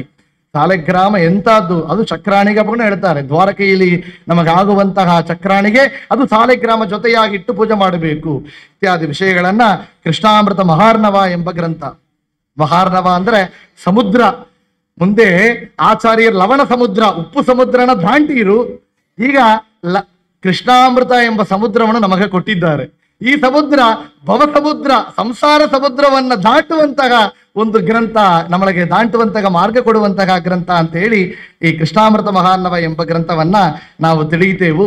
ಏಕಾದಶಿ ಉಪವಾಸಕ್ಕೆ ಎಷ್ಟು ಹೆಚ್ಚು ಕೊಟ್ಟು ಆಚಾರ್ಯರು ಹೇಳಿದ್ದಾರೆಯೋ ಅಂತ ಕೋಟಿ ಏಕಾದಶಿ ಪುಣ್ಯ, ಕೋಟಿ ಏಕಾದಶಿಗೆ ಮೇಲೆ ನಮಗೆ ಪುಣ್ಯ ಆಗಬೇಕಾದ್ರೆ ಅದು ಕೃಷ್ಣ ಜಯಂತಿ ಉಪವಾಸ ಅಂದ್ರು. ನಮಗೆಲ್ಲ ಒಳ್ಳೆ ಆಪ್ಷನ್ ಆಚಾರ್ಯರು ಕೊಟ್ಟಿದ್ದಾರೆ. ಏಕಾದಶಿ ಎಲ್ಲ ಬಿಟ್ಟು ಬಿಡೋಣ, ಒಂದೇ ಕೃಷ್ಣ ಜಯಂತಿ ಮಾಡೋಣ ಅಂತ. ನಮಗೆ ನಾವು ಎಷ್ಟು ಸಾಮರ್ಥ್ಯ ನೋಡಿ, ನಮ್ಮ ಸಾಮರ್ಥ್ಯ. ಆಚಾರ್ಯರು ಶಾಸ್ತ್ರಕಾರ ಹೇಳಿರು, ಅದು ಬರೀ ಕೃಷ್ಣ ಜಯಂತಿ ಮಾಡುವವರಿಗಲ್ಲ, ಎಲ್ಲಾ ಏಕಾದಶಿ ಉಪವಾಸವನ್ನು ಮಾಡಿ ಕೃಷ್ಣ ಜಯಂತಿ ಉಪವಾಸವನ್ನು ಮಾಡಿರೆ ನಿಮಗೆ 100 ಕೋಟಿ ಏಕಾದಶಿ ಪುಣ್ಯ ಮಾಡಿದ ಪುಣ್ಯವನ್ನು ಭಗವಂತ ನೀಡುತ್ತಾನೆ. ಹಂಗಂತ ಹೇಳಿ ಜಯಂತಿ ನಿರ್ಣಯ ಎಂಬ ಗ್ರಂಥ, ಜಯಂತಿ ನಿರ್ಣಯಂ ಚಕ್ರೆ ಅಂತ ಹೇಳಿ ವಿಶೇಷವಾಗಿ ಆಚಾರ್ಯರು ಅಂತ ಕೃಷ್ಣ ಜಯಂತಿ ನಿರ್ಣಯ ಎಂಬ ಕೃಷ್ಣಾಷ್ಟಮಿ ವ್ರತ ಏ ತರ ಮಾಡಬೇಕು, ಬೆಳಿಗ್ಗೆಂದ ಹೆಂಗ ಸಂಕಲ್ಪ ಮಾಡಿಕೊಳ್ಳಬೇಕು, ಏ ತರ ಆತು ಅರ್ಘ್ಯವನ್ನು ನಾವು ಭಗವಂತನಿಗೆ ಕೃಷ್ಣನಿಗೆ ಕೊಡಬೇಕು, ಯಾವ ತರ ಚಂದ್ರನಿಗೆ ಅರ್ಘ್ಯ ಕೊಡಬೇಕು. ನಾವು ಹೇಳುವಂತ ಮಂತ್ರ ಇದಲ್ಲ, ಅದು ಆಚಾರ್ಯರು ತನ್ನ ಜಯಂತಿ ನಿರ್ಣಯಲ್ಲಿ ನಮಗಾಗಿ ಕೊಟ್ಟಿರುವ ಮಂತ್ರಗಳು ಅಂತ ನಾವು ನೋಡ್ತೇವೆ.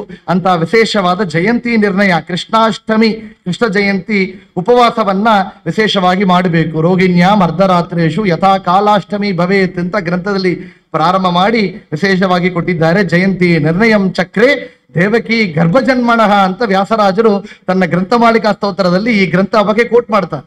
ಜಯಂತಿ ದೇವಕಿ ಗರ್ಭಜನ್ಮಣಃ, ದೇವಕಿ ಗರ್ಭಜನ್ಮಣ ಮಾಡಿ ಜನ್ಮದಲ್ಲಿ ಜನಿಸಿದೆ ಆ ಕೃಷ್ಣನ ಅವತಾರ ಕಾಲ ಅಂತ ಹೇಳಿ ವಿಶೇಷವಾಗಿ ಹೇಳಿದ್ದಾರೆ. ಅದನ್ನ ಹೆಂಗ್ ಆಚರಣೆ ಮಾಡಬೇಕು, ಬಿಟ್ರೆ ಎಷ್ಟು ಪಾಪಗಳು ಬರ್ತಾ ಇದೆ ಎಲ್ಲ ಆಚಾರ್ಯರು ನಮಗಾಗಿ ತಿಳಿಸಿಕೊಟ್ಟಿರುವ ವಿಶೇಷವಾದ ಒಂದು ಗ್ರಂಥ. ಹಂಗಂತ ಹೇಳಿ ಇದು ಒಂದು ನೋಡ್ತೇವೆ. ಮುಂದೆ ಆಚಾರ್ಯರು ಮಾಡಿದ ಅವರ ಭಕ್ತಿ, ಅವರು ವಿನಯ, ಅವರು ಮಾಡಿದ ಗ್ರಂಥಗಳ ವಿಶೇಷವಾದ ಪ್ರಚಾರ, ಇದೇ ಬಗ್ಗೆ ತಿಳಿಯಬೇಕಾದರೆ 2 ಗ್ರಂಥಗಳು ನೋಡಬೇಕು. ನಾವು ಹೇಳಿದ್ದೇವೆ, ಆಚಾರ್ಯರು ಅಚ್ಯುತ ಪ್ರೇಕ್ಷದಲ್ಲಿ ಸನ್ಯಾಸಾಶ್ರಮವನ್ನು ಸ್ವೀಕಾರ ಮಾಡಿದ ಮೇಲೆ ಮೊದಲಿ ಅವರು ಯಾತ್ರೆ ಮಾಡಬೇಕು ಅಂತ ಬದಲಿಗೆ ಹೊರಟಾಗ ವೇದವ್ಯಾಸರಿಗೆ ಕೊಡಬೇಕು ಅಂತ ಒಂದು ತಕೊಂಡು ಹೋದ್ರಂತೆ. ನೋಡ್ರಿ, ದೊಡ್ಡವರಿಗೆ ನಾವು ಬುರಿ ಕೈಲಿ ಹೋಗಿ ನೋಡಬಾರದು. ದೊಡ್ಡವರನ್ನ ದೇವಾಲಯಕ್ಕೆ ಹೋಗುವಾಗ, ಗುರುಗಳನ್ನು ನೋಡುವಾಗ ಬುರಿ ಕೈಲಿ ಹೋಗಬಾರದು ಅಂತಿದೆ. ಅವ್ರಿಗೆ ಏದೋ ಹಣ್ಣುಗಳು ಏನೋ ಒಂದು ನಾವು ಕೊಟ್ಟು ಭಗವಂತನ ನೀನೇ ಕೊಟ್ಟದ್ದು ಅಂತ ಭಗವಂತನ ನಾವು ಕೊಡೋದು. ಗುರುಗಳು ನಮಗೆ ಕೊಟ್ಟಾಗ ಆ ಜ್ಞಾನಕ್ಕೆ ನಾವು ಕೊಡುವಂತಹ ಕಾಣಿಕೆ ಅಂತ ಹೇಳಿ ಕೊಡಬೇಕು. ಈ ಆಚಾರ್ಯರಿಗೆ ಯಾರು ಗುರುಗಳು ಅಂದ್ರೆ, ತ್ರೈಲೋಕ್ಯಾಚಾರ್ಯರಿಗೆ ಗುರುಗಳು ಅಂದ್ರೆ ವೇದವ್ಯಾಸರು. ಅಂತ ವೇದವ್ಯಾಸರ ನೋಡಲಕ್ಕೆ ಹೋಗಬೇಕಾದರೆ ಅವರೇನು ಹಣ್ಣು ಏದೋ ತಗೊಂಡು ಹೋಗ್ತಾರೆ, ಕಾಯಿ ತಗೊಂಡು ಹೋಗ್ತಾರೆ, ಇಲ್ಲ, ಭಗವದ್ಗೀತೆಗೆ ಭಾಷ್ಯವನ್ನು ರಚನೆ ಮಾಡಿದರಂತೆ.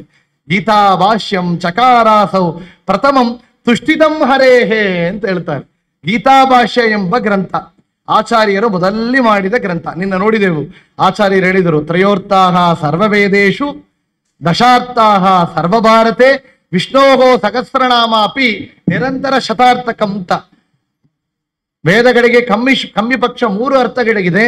ಮಹಾಭಾರತದಲ್ಲಿರುವಂತಹ ಶ್ಲೋಕಗಳಿಗೆ ಕಮ್ಮಿ ಪಕ್ಷ 10 ಅರ್ಥಗಳಿದೆ. ಅಂದ್ರೆ ಮಹಾಭಾರತದಲ್ಲಿ ಅಂಗವಾಗಿರುವಂತಹ ವಿಷ್ಣು ಸಹಸ್ರನಾಮದಲ್ಲಿರುವಂತಹ ಒಂದೊಂದು ನಾಮಕ್ಕೂ ಕೂಡ ಕಮ್ಮಿ ಪಕ್ಷ 100 ಅರ್ಥ ಇದೆ ಅಂತ ನೋಡಿದ್ದೆವು. ಆಗ 100 ಅರ್ಥ ಇದೆ ಅಂದ್ರೆ ಅದು ಮಹಾಭಾರತದಲ್ಲಿರುವಂತಹ ಶ್ಲೋಕಗಳಿಗೆ ಅಪ್ಲಿಕಬಲ್. ಆದ್ರೆ ಕಮ್ಮಿ ಪಕ್ಷ 10 ಅರ್ಥಗಳು ಇದ್ದೇ ಇದೆ. ಆಗ ಭಗವದ್ಗೀತೆ ಎಂಬ ಅದು ಮಹಾಭಾರತದಲ್ಲಿ ಕೃಷ್ಣ ಪರಮಾತ್ಮನೇ ಉಪದೇಶ ಮಾಡಿದ ಗ್ರಂಥ. ನೋಡ್ರಿ, ಇವ ಇವ ಯಗುಕು ಇವ ಕೃಷ್ಣ ಪರಮಾತ್ಮ ಉಪದೇಶ ಮಾಡಿದ ಆ ಭಗವದ್ಗೀತೆಯನ್ನ ವಾಸಿಷ್ಠ ಕೃಷ್ಣನಾದ ವೇದವ್ಯಾಸರು ಗ್ರಂಥದಲ್ಲಿ ಬರೆದಾರೆ. ಮಹಾಭಾರತ ಬರೆದಿದ್ದು ವೇದವ್ಯಾಸರು, ಕೊಟ್ಟಿರುವವ ಕೃಷ್ಣ. ಎರಡನೇ ಭಗವಂತನ ರೂಪಗಳೇ. ಆ ಕೃಷ್ಣನ ಮುಖಕಮಲದಿಂದ ಬಂದದ್ದನ್ನ ವಾಸಿಷ್ಠ ಕೃಷ್ಣನಾದ ವೇದವ್ಯಾಸರು ರಚನೆ ಮಾಡಿದ್ದಾರೆ ಭಗವದ್ಗೀತೆ. ಆ ಗೀತೆಯನ್ನು ಆಚಾರ್ಯರು ತರ ಕೇಳಿದ್ದಾರೆ ಅಂದ್ರೆ ನಾವು ಕೇಳಬೇಕು. ಗೀತೆ ಯಾರು ಉಪದೇಶ ಮಾಡಿದರು?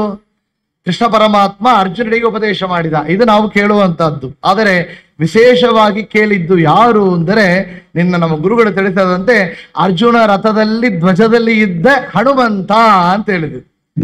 ಅರ್ಜುನ ಧ್ವಜದಲ್ಲಿ ಇದ್ದು ಗರ್ಜನೆಯನ್ನು ಮಾಡಿ ಎಷ್ಟೋ ಶತ್ರುಗಳನ್ನ ಸಂಹಾರ ಮಾಡಿದ ಹನುಮಂತ ಅಂತ ನಿನ್ನ ಗುರುಗಳು ಹೇಳ್ತಾ ಇದ್ರು. ಅಂತ ಅರ್ಜುನದಲ್ಲಿ ಇದ್ದ ಹನುಮಂತ ವಾಯುದೇವರ ಪ್ರಥಮ ಅವತಾರ. ಆ ಹನುಮಂತ ರೂಪದಿಂದ ಧ್ವಜದಲ್ಲಿ ಇದ್ದು ಕೇಳಿದ, ಭೀಮ ರೂಪದಿಂದ ಅರ್ಜುನ ಹತ್ರ ಇದ್ದು ಕೇಳಿದ. ಎರಡು ರೂಪದಲ್ಲಿದ್ದಿ ವಾಯುದೇವರ ಎರಡವತಾರ ರೂಪದಲ್ಲಿ ಇದ್ದು ಭಗವದ್ಗೀತೆಯನ್ನ ಕೇಳಿದ ವಾಯುದೇವರು ಮೂರನೆಯದಾಗಿ ಆಚಾರ್ಯರು ವೇದವ್ಯಾಸರ ಮುಖಬಲದಿಂದ ಮತ್ತು ಪಾಠಗಳನ್ನ ಕೇಳಿ ತನ್ನ ಮೂರನೇ ಅವತಾರವಾದ ಆಚಾರ್ಯರಾಗಿ ಬಂದ ಅವತಾರದಲ್ಲಿನೂ ಕೂಡ ವೇದವ್ಯಾಸದಿಂದ ಉಪದೇಶವನ್ನು ಪಡೆದು ಆ ಗೀತೆಗೆ ಭಾಷ್ಯವನ್ನು ಮಾಡಿದರು. ಆಗ ಗೀತಾ ಭಾಷ್ಯಂ ಚಕಾರಾಸೌ ಪ್ರಥಮಂ ತುಷ್ಟಿತಂ ಹರೇಹೇ. ಆಗ ಹೊರಡಬೇಕು ಅಂದ್ರೆ ಹೊರಟಿದ್ದಾರೆ ಬದರಿಗೆ. ಶಿಷ್ಯರುಗಳೆಲ್ಲ ಜೊತೆಯಾಗಿ ಹೋಗಿದ್ರು. ನಾವು ಕೇಳಿದೆವು ಕಲಗಣ ಬದರಿ. ಈಗ ನಾವು ಹೋಗುವಂತ ಬದರಿಗೆ ಹೋಗಿದ್ದಾರೆ. ಎಲ್ಲ ಹೋದಾಗ ಕಲಗಿನ ಬದರಿಯಲ್ಲಿ ಏನ್ ಮಾಡಿದರು? 48 ದಿವಸ ಉಪವಾಸ. ಇಷ್ಟು ಭಕ್ತಿ ಇರ್ಬೇಕು ನೋಡ್ರಿ. ವೇದವ್ಯಾಸರ ನೋಡ್ಲಕ್ಕೆ ಹೋಗಬೇಕು ಅಂದರೆ ಗೀತಾಭಾಷ್ಯ ರಚನೆ. ಗೀತಾಭಾಷ್ಯ ರಚನೆ ಮಾಡಿದ್ದು ಮಾತ್ರ ಅಲ್ಲ, ಗುರುಗಳನ್ನು ದರ್ಶನ ಮಾಡ್ಲಿಕ್ಕೆ ಮುಂಚೆ 48 ದಿವಸ ಉಪವಾಸ. ಉಪವಾಸ ಜೊತೆಯಾಗಿ ಮೌನ. ಎರಡು ಕಷ್ಟ. ಮೌನ ಮಾತ್ರವೇ ಕಷ್ಟ. ನೀನು 5 ವೇಳೆ ಊಟ ಆಗ್ತಾನಪ್ಪ, ಊಟ ಮಾಡಿ ಗಮ್ಮನು ಕೂತ್ಕೊಂಡ್ರೆ ಸಾಧ್ಯ ಇಲ್ಲ ನಮಗೆ. ನಿಮಗೆ ವೇಳೆ ಊಟ ಬರ್ತಲ್ಲ, ಗಮ್ಮತ್ತು ಮೂಳೆಯಲ್ಲಿ ಕೂಡಿದ್ರೆ ಸಾಧ್ಯ ಇಲ್ಲ. ಇಲ್ಲ ಸ್ವಾಮಿ ಊಟ ಬೇಡ, ನಿಮಗೆ ಉಪವಾಸದಿಂದ ಗಮ್ಮತ್ತು ಕೂಡು, ಅದು ಸಾಧ್ಯ ಇಲ್ಲ. ಉಪವಾಸ ಎಷ್ಟು ಬೇಕಾದ್ರೆ ಮಾತಾಡಿದ್ರೆ ಅದು ಸ್ವಸ್ಥಾಗಿ ಬಿಡುತ್ತೆ, ಮಾತಾಡಕ್ಕೆ ಶಕ್ತಿ ಇಲ್ಲ. ಉಪವಾಸ ಮೌನ, ಆದರೆ ಪಾಠ ಪ್ರವಚನ ಮಾತ್ರ ಮಾಡೋರುತ್ತೆ. ಮೌನ ಅಂದ್ರೆ ಏನು ಅಂದ್ರೆ ಏನು ಮಾತಾಡಂಗ ಇರೋದು ಅಂತ ಮೌನ ಇಲ್ಲ ಅಂತೆ. ಮಾತಾಡಿದ್ರೆ ದೇವರ ಬಗ್ಗೆ ಮಾತ್ರ ಮಾತಾಡೋದು ಮೌನ ಅಂತ ಅರ್ಥ. ಪಾಠ ಪ್ರವಚನಗಳನ್ನ ಮಾಡ್ತಾ ಇದ್ರು. ಆಗ ರಾತ್ರಿಯಲ್ಲಿ ಕೂಡ ಗೀತೆಗೆ ಭಾಷ್ಯವನ್ನು ಪಾಠ ಪ್ರವಚನ ಮಾಡ್ತಾ ಇದ್ರುತ್ತೆ. ಮತ್ತು ಕೊಚ್ಚುತ್ತ ಎಲ್ಲ ಮಡಗಿದಿರುತ್ತೆ ಶಿಷ್ಯರೆಲ್ಲ. ಮಡಗಿದಾಗ ಆಚಾರ್ಯರ ಪಾಠವನ್ನು ನಡೆಸಿದರೆ ನಾರಾಯಣ ರೂಪಿ ನಾರಾಯಣ ಎಂಬ 2 ಬೆಟ್ಟಗಳಿದೆ ಅಲ್ಲಿ. 2ರಲ್ಲಿ ನಾರಾಯಣ ರೂಪಿ ಪರಮಾತ್ಮ ಮತ್ತು ಶಿಷ್ಯರು ಎಬ್ಬಿಸಿರುತ್ತೆ. ಮಟ್ಟು ಪಾಠ ಆಗಲಿ ಅಂತ ರಾತ್ರಿನೂ ಕೂಡ ನಿಲ್ಲಿಸದೆ ಪಾಠವನ್ನು ಮಾಡಿದರು ಆಚಾರ್ಯರು. ಆಗ ಮೇಲ್ಬದರಿಗೆ ಹೋಗಿ ಆ ಗೀತಾ ಭಾಷ್ಯವನ್ನ ಸಮರ್ಪಣ ಮಾಡಿದಾಗ ಅದರಲ್ಲಿ ಮೊದಲ ಶ್ಲೋಕ ಹೆಂಗ ಆರಂಭಿಸ್ತಾರೆ ಅಂದರೆ, ದೇವಂ ನಾರಾಯಣಂ ನತ್ವ ಸರ್ವದೋಷ ವಿವರ್ಜಿತಂ, ಮಂಗಳಾಚರಣ ಶ್ಲೋಕ. ಪರಿಪೂರ್ಣಂ ಗುರುಂ ಚಾನ್ ಗೀತಾರ್ಥಂ ವಕ್ಷ್ಯಾಮಿ ಶಕ್ತಿತಃ ಅಂತ ಬರೆದರು. ನನ್ನ ಶಕ್ತಿಯಿಂದ ನನಗೆ ಎಷ್ಟು ಶಕ್ತಿ ಇದೆಯೋ ಆ ಶಕ್ತಿಯ ಅನುಕೂಲವಾಗಿ ಬರೆದಿದ್ದೇನೆ ಅಂತ ನಾರಾಯಣ ರೂಪಿ ಪರಮಾತ್ಮ ಹೇಳಿದ್ರಂತೆ. ಅಲ್ಲಿಂದ ಅಶರೀರಿ ಆಗಿತ್ತಂತೆ, ನಿಮಗೆ ಶಕ್ತಿ ತುಂಬ ಉಂಟು, ಆದರೆ ಅದನ್ನ ಅರ್ಥ ಮಾಡಿಕೊಳ್ಳುವಂತ ಯೋಗ್ಯತೆ ಈ ಕಲಿಯುಗದಲ್ಲಿ ಇಲ್ಲ. ಅದರಿಂದ ನೀವು ಹೇಳಿದ್ದು ಕೊಂಚ, ಅದರ ಶಕ್ತಿ ತುಂಬ ಇದೆ. ಶಕ್ತಿತಃ ಎಂಬ ಶಬ್ದವನ್ನ ಲೇಸತಃ ಅಂತ ಮಾಡಿಸಿಕೊಳ್ಳಿ. ಲೇಷತಃ ಕಮ್ಮಿ ಕೊಂಚವಾಗಿ ಹೇಳಿದ್ದೇನೆ, ಸಜ್ಜನರಿಗೆ ಅನುಕೂಲವಾಗಿ ನಿಮಗೆ ಶಕ್ತಿ ತುಂಬ ಉಂಟು ಎಂಬುದಾಗಿ ಹೇಳಿದ್ದರು ಅಂತ ಹೇಳ್ತಾರೆ. ಅಂತ ನಾರಾಯಣದಲ್ಲಿ ವಿಶೇಷವೇ ಅನುಗ್ರಹವನ್ನು ಪಡೆದು ಬದರಿ ನಾರಾಯಣನಲ್ಲಿ ಮೇಲ್ಬದರಿಗೆ ಹೋಗಿ ಆಚಾರ್ಯರು ಸಮರ್ಪಣ ಮಾಡಿರುವ ಗ್ರಂಥ ಅಂದರೆ ಅದು ಗೀತಾಭಾಷ್ಯ ಅಂದ್ರು. ಆಚಾರ್ಯರು ಅದೇ ಗೀತೆಗೆ ಶಕ್ತಿ ತುಂಬ ಇದೆ ಅಂತ ತೋರಿಸಿದ್ದಾರೆ. ಮತ್ತು ಹೆಂಗೆ ಅಂದ್ರೆ ಇನ್ನೊಂದು ಗ್ರಂಥವನ್ನು ಕೊಟ್ಟರು, ಗೀತಾ ತಾತ್ಪರ್ಯ ನಿರ್ಣಯ ಎಂಬ ಗ್ರಂಥ. ನಿರ್ಣಯಂ ಸರ್ವಶಾಸ್ತ್ರಾಣಾಂ ಗೀತಾ ತಾತ್ಪರ್ಯ ಸಮ್ಯಕ್ ಅಂತ ಹೇಳಿ 2ನೇ ಗ್ರಂಥವನ್ನು ಕೂಡ ಹಿಂದರ ರಚನೆ ಮಾಡಿದ್ದಾರೆ. ಅಂತ ಆಚಾರ್ಯರ ಗೀತಾ ಭಾಷ್ಯ ಮತ್ತು ಗೀತಾ ತಾತ್ಪರ್ಯ ನಿರ್ಣಯ ಎರಡಕ್ಕೂ ಕೂಡ ವಿಶೇಷವಾಗಿ ಜಯತೀರ್ಥರು ಪ್ರಮೇಯ ದೀಪಿಕಾ ನ್ಯಾಯ ದೀಪಿಕಾ ಎಂಬ ಟೀಕಾ ಗ್ರಂಥಗಳನ್ನು ಕೊಟ್ಟಿದ್ದಾರೆ. ಆ ಪ್ರಮೇಯ ದೀಪಿಕಾ ನ್ಯಾಯ ದೀಪಿಕಾ 2 ಗ್ರಂಥಗಳಿಗೂ ಕೂಡ ರಾಯರು ಪ್ರಮೇಯ ದೀಪಿಕಾ ಭಾವದೀಪ, ತಾತ್ಪರ್ಯ ನ್ಯಾಯ ದೀಪಿಕಾ ಭಾವದೀಪ ಎಂಬ 2 ಗ್ರಂಥಗಳನ್ನ ರಾಯರೇ ಮಾಡಿಕೊಟ್ಟಿದ್ದಾರೆ. ಅಂತ ವಿಶೇಷವಾದ ಗೀತೆಗೆ ಆಚಾರ್ಯರು ಕೊಟ್ಟಿರುವ ಗ್ರಂಥ. ಮೊದಲಿ ಮಹಾಭಾರತಕ್ಕೆ ಎಷ್ಟು ಅರ್ಥ ಇದೆ ಅಂತ ಹೇಳಿದವರು ಮಹಾಭಾರತ ತಾತ್ಪರ್ಯವನ್ನು ಕೊಟ್ಟರು, ಮತ್ತು ಅದರಲ್ಲಿರುವಂತಹ ವಿಷ್ಣು ಸಹಸ್ರನಾಮಕ್ಕೂ ಅರ್ಥ ಮಾಡಿ ತೋರಿಸಿದರು, ಮತ್ತು ವಿಶೇಷವಾಗಿ ಗೀತೆಯನ್ನು ಕೂಡ ಅರ್ಥವನ್ನು ಮಾಡಿ ತೋರಿಸಿದ್ದಾರೆ ಎಂಬ ವಿಷಯಗಳನ್ನ ನಾವಿಲ್ಲಿ ತಿಳಿಯಬೇಕು. ಇನ್ನೊಂದು ನೋಡಿ, ಇದರಲ್ಲಿ ಟೀಕಾಚಾರ್ಯರು ವಿಶೇಷವಾಗಿ ಟೀಕೆಯನ್ನು ಕೊಟ್ಟಿದ್ದಾರಲ್ಲ, ಅವರು ಯಾರು ಅಂದ್ರೆ ಅವರು ಬೇರೆ ಯಾರಲ್ಲ, ಅವರು ಅರ್ಜುನರೇ ಅಂತ ಹೇಳ್ತಾರೆ. ಅರ್ಜುನನೇ ಇಲ್ಲಿ ಟೀಕಾ ಗ್ರಂಥವನ್ನ ಕೊಟ್ಟಿದ್ದಾರೆ ಎಂಬ ವಿಷಯಗಳನ್ನು ಕೂಡ ನಾವಿಲ್ಲಿ ತಿಳಿಯುತ್ತೇವು. ಮುಂದೆ ಆಚಾರ್ಯರು ಅವರ ಅವತಾರ ಯಾತಕ್ಕೆ ಅಂತ ನೀನು ನೋಡಿದರು. 21 ಭಾಷ್ಯಗಳು ಮುಂದೆ ಬಂದಿತ್ತು. ಏಕವಿಂಶತಿಗೂ ಭಾಷ್ಯಗಳ ಬೇರನ್ನು ತರಿದು ಅಂತ ಹೇಳಿದೆವು. ಅಂತ ಆಚಾರ್ಯರು 21 ಭಾಷ್ಯಗಳನ್ನು ಕೂಡ ಖಂಡನ ಮಾಡುತ್ತಾ 22ನೇದಾಗಿ ಅವರು ಭಾಷ್ಯಗಳನ್ನ ಬ್ರಹ್ಮಸೂತ್ರಕ್ಕಾಗಿ ರಚನೆ ಮಾಡಬೇಕು ಅಂತ ಆಚಾರ್ಯರು ಪ್ರವಚನ ಮಾಡುವಂತಹ ಕಾಲದಲ್ಲಿ ಕೂಡ ಕೇಳ್ತೇವೆ. ಅಲ್ಲಿ ಅದ್ವೈತ ಪರವಾಗಿ ನಾನು ಪರಮಾತ್ಮ ಒಂದು, ಭಗವಂತ ನಿರ್ಗುಣ, ಈ ಜಗತ್ತು ಸತ್ಯ ಇಲ್ಲ ಎಂಬ ಇತ್ಯಾದಿ ವಿಷಯಗಳನ್ನ ಹೇಳುವಂತಹ ಗ್ರಂಥಗಳನ್ನ ಉಪದೇಶ ಮಾಡಿದಾಗ ಅಚ್ಯುತ ಪ್ರೇಕ್ಷರು ಮತ್ತು ಅವರ ಜೊತೆ ಇರುವಂತಹ ಪಂಡಿತರೆಲ್ಲ ಉಪದೇಶ ಮಾಡಿದಾಗ ಮೊದಲಿಗೆ ಖಂಡನ ಮಾಡಿದಿರುತ್ತೆ. ಖಂಡನ ಮಾಡಿದಾಗ ಮೊದಲ ಶ್ಲೋಕದಲ್ಲಿಯೇ ಕೂಡ 32 ದೋಷಗಳನ್ನ ಕಂಡುಹಿಡಿದಿರುತ್ತೆ ಆಚಾರ್ಯರು. ಮೊದಲ ಶ್ಲೋಕದಲ್ಲಿ ಎಣಿಸಿರಿಪ್ಪ, ನಿಮ್ಮ ಶ್ಲೋಕಗಳಲ್ಲಿ ಮೊದಲ ಶ್ಲೋಕಗಳೇ ಕೂಡ 32 ದೋಷಗಳು ಇದೆ ಅಂತ ಆ ದೋಷಗಳನ್ನ ತೋರಿಸಿಕೊಟ್ರು. ನೋಡಿ ಹೇಳ್ತಾರೆ, ಇಷ್ಟಸಿದ್ಧಿ ಎಂಬ ಗ್ರಂಥವನ್ನ ಪ್ರವಚನ ಆರಂಭಿಸಿದ್ರು. ಇಷ್ಟಸಿದ್ಧಿ ಗ್ರಂಥವನ್ನು ಆರಂಭಿಸಿದರೆ ಅದರಲ್ಲಿ ಅದ್ವೈತ ಮತ ಪ್ರಕರಣ ಇದೆ, ಅದ್ವೈತ ಪರವಾಗಿದೆ ಅಂತ ಗ್ರಂಥದಲ್ಲಿ 32 ದೋಷಗಳು. ಮುಂದೆ ಸಂಕರ ಭಾಷ್ಯವನ್ನು ಹೇಳಿದಾಗ ಅದರಲ್ಲಿ ದೋಷಗಳು ಹೇಳಿದಿರಂತೆ. ಮತ್ತೆ ಇಷ್ಟು ದೋಷಗಳು ಹೇಳುತ್ತಾರಲ್ಲ, ನೀವೇ ಒಂದು ಮಾಡೇಣು ಗ್ರಂಥ ಅಂತ ಆಚಾರ್ಯರು ಈ ಕೋಪದಲ್ಲಿ ಕೆಲವುದ್ರೆ ಹೇಳ್ತಾರೆ, ನೀ ಇಷ್ಟು ಸಾಮರ್ಥ್ಯವ ನೀನೇ ಮಾಡೇಣು ಅಂತ. ಈ ತರ ನಿನ್ನ ಕೂಡ ನೋಡಿದ್ದೇವೆ. ಪಂಚಮ ಸ್ಕಂದ ಹೇಳಿ ತೋರಿಸಿ ಅಂದ್ರು, ಮುಂದೆ ನಡೆಯುವಂತ ಪಾಠವನ್ನು ಹೇಳಿ ತೋರಿಸಿ ಅಂತ ಅವರು ಗುರುಗಳು ಪೂರ್ವಾಶ್ರಮದಲ್ಲಿ ಹೇಳಿದರು, ಎಲ್ಲ ಮಾಡಿ ತೋರಿಸಿದ್ರು ಆಚಾರ್ಯರು. ನೀವೇ ಬರೀರೇನು ಒಂದು ಗ್ರಂಥವನ್ನ, ಭಾಷ್ಯ ಗ್ರಂಥವನ್ನು ಬರೀರೇನು. ಆಚಾರ್ಯರು ಆ ಲಾಸ್ಟ್ 2 ವರ್ಡನ್ನು ತಕೊಂಡ್ರು, ನೀವೇ ಭಾಷ್ಯ ಗ್ರಂಥವನ್ನು ಬರೀರೇನು. ಆಯ್ತು, ಇದು ಭಗವಂತನ ಪ್ರೇರಣ, ಬರಿತೇನೆ ಅಂತ ಬರೆದ್ರು. ಏನು ಗ್ರಂಥ ಅಂದ್ರೆ ಬ್ರಹ್ಮಸೂತ್ರ ಭಾಷ್ಯ ಎಂಬ ಗ್ರಂಥ. ಆಚಾರ್ಯರು ಬ್ರಹ್ಮಸೂತ್ರಕ್ಕಾಗಿ 4 ಗ್ರಂಥಗಳನ್ನ ಕೊಟ್ಟಿದ್ದಾರೆ. ಈ ಬ್ರಹ್ಮಸೂತ್ರ ಎಂಬುದು ಏನು, ಅದು ವಿಷಯ ತಿಳಿಯುವಂತಹ ಸಣ್ಣ ಮಕ್ಕಳಿಗಾಗಿ ಪಾಮರರಿಗಾಗಿ ಹೇಳುವಂತಹದ್ದು. ವೇದವ್ಯಾಸರು 4 ವೇದಗಳನ್ನ ವಿಭಾಗ ಮಾಡಿ ವೇದಗಳನ್ನ 4 ಭಾಗವಾಗಿ ವಿಭಾಗ ಮಾಡಿದ್ದಾರೆ. ಋಗ್, ಯಜುರ್, ಸಾಮ, ಅಥರ್ವಣ ಎಂಬುದಾಗಿ. ಆ 4 ವೇದಗಳ ಸಾರವನ್ನ ಬ್ರಹ್ಮಸೂತ್ರವಾಗಿ ಕೊಟ್ಟಿದ್ದಾರೆ. ಸೂತ್ರ ಅಂದ್ರೆ ಒಂದು ಫಾರ್ಮುಲಾ ತರ ಅಂತ ಹೇಳ್ತೇವೆ. ಅಂತ ಬ್ರಹ್ಮಸೂತ್ರವನ್ನ 4 ಅಧ್ಯಾಯಗಳಲ್ಲಿ 16 ಪಾದಗಳಲ್ಲಿ ಇದೆ. 233 ಅಧಿಕರಣಗಳಲ್ಲಿ 554 ಸೂತ್ರಗಳಿದೆ. ಆ 564 ಸೂತ್ರಗಳಿಗೆ ಬೇರೆ ಬೇರೆ ಕಾಲದಲ್ಲಿ ಬೇರೆ ಬೇರೆ ಆಚಾರ್ಯರು ಬಂದು ಭಾಷ್ಯಗಳನ್ನು ಕೊಟ್ಟಿದ್ದಾರೆ. ಆಗ ಮೊದಲಲ್ಲಿ ಇಲ್ಲಿ ಆಚಾರ್ಯರು ಪ್ರವಚನ ರೂಪದಲ್ಲಿ ಕೊಟ್ಟಿರುವ ಆ ಬ್ರಹ್ಮಸೂತ್ರಕ್ಕೆ ಕೊಟ್ಟಿರುವ ಭಾಷ್ಯ ಅದುವೇ ಈ ಒಂದು ಬ್ರಹ್ಮಸೂತ್ರ ಭಾಷ್ಯ. ಈ ಭಾಷ್ಯ ಗ್ರಂಥವನ್ನು ಬರಿಬೇಕಾದರೆ ಆಚಾರ್ಯರ ಪ್ರಿಯ ಶಿಷ್ಯರಿದ್ದಿರುತ್ತೆ ಸತ್ಯತೀರ್ಥರು. ಈ ಸತ್ಯತೀರ್ಥರು ಯಾರು ಅಂತ ಕೇಳಿದರೆ ನೆನಪು ಬರಬೇಕು. ಮೊನ್ನೆ ಹೇಳಿದೆ, ಆಚಾರ್ಯರು ಮೇಲ್ಬದರಿಗೆ ಹೋಗಬೇಕಾದರೆ ಒಂದು ಬೆಟ್ಟದಲ್ಲಿ ಕಾಲಿಟ್ಟು ಇನ್ನೊಂದು ಬೆಟ್ಟಕ್ಕೆ ಕುಣಿದು ಹೋಗುತ್ತಾ ಇದ್ದರು ಅಂತ. ಆಗ ಆಚಾರ್ಯರ ಹಿಂದೆ ಹೋದವರು ಯಾರು ಅಂದ್ರೆ ಮತ್ತೆಲ್ಲ ಶಿಷ್ಯರು ಅಲ್ಲಿ ಆಚಾರ್ಯರು ಕಲಗಬದರಿಯಲ್ಲಿದ್ದರು. ಅದರ ಒಂದೇ ಶಿಷ್ಯರು ಹಿಂದೆ ಹೋದವರು ಅಂದ್ರೆ ಸತ್ಯತೀರ್ಥರು. ಅಂತ ಸತ್ಯತೀರ್ಥರು ಹಿಂದೆ ಹೋದಾಗ ಒಂದು ಸಮಯ ಒಂದು ಲೆವೆಲಿನ ಮೇಲೆ ಅವರಿಂದ ಹೋಗಕ್ಕಾಗಲಿಲ್ಲ.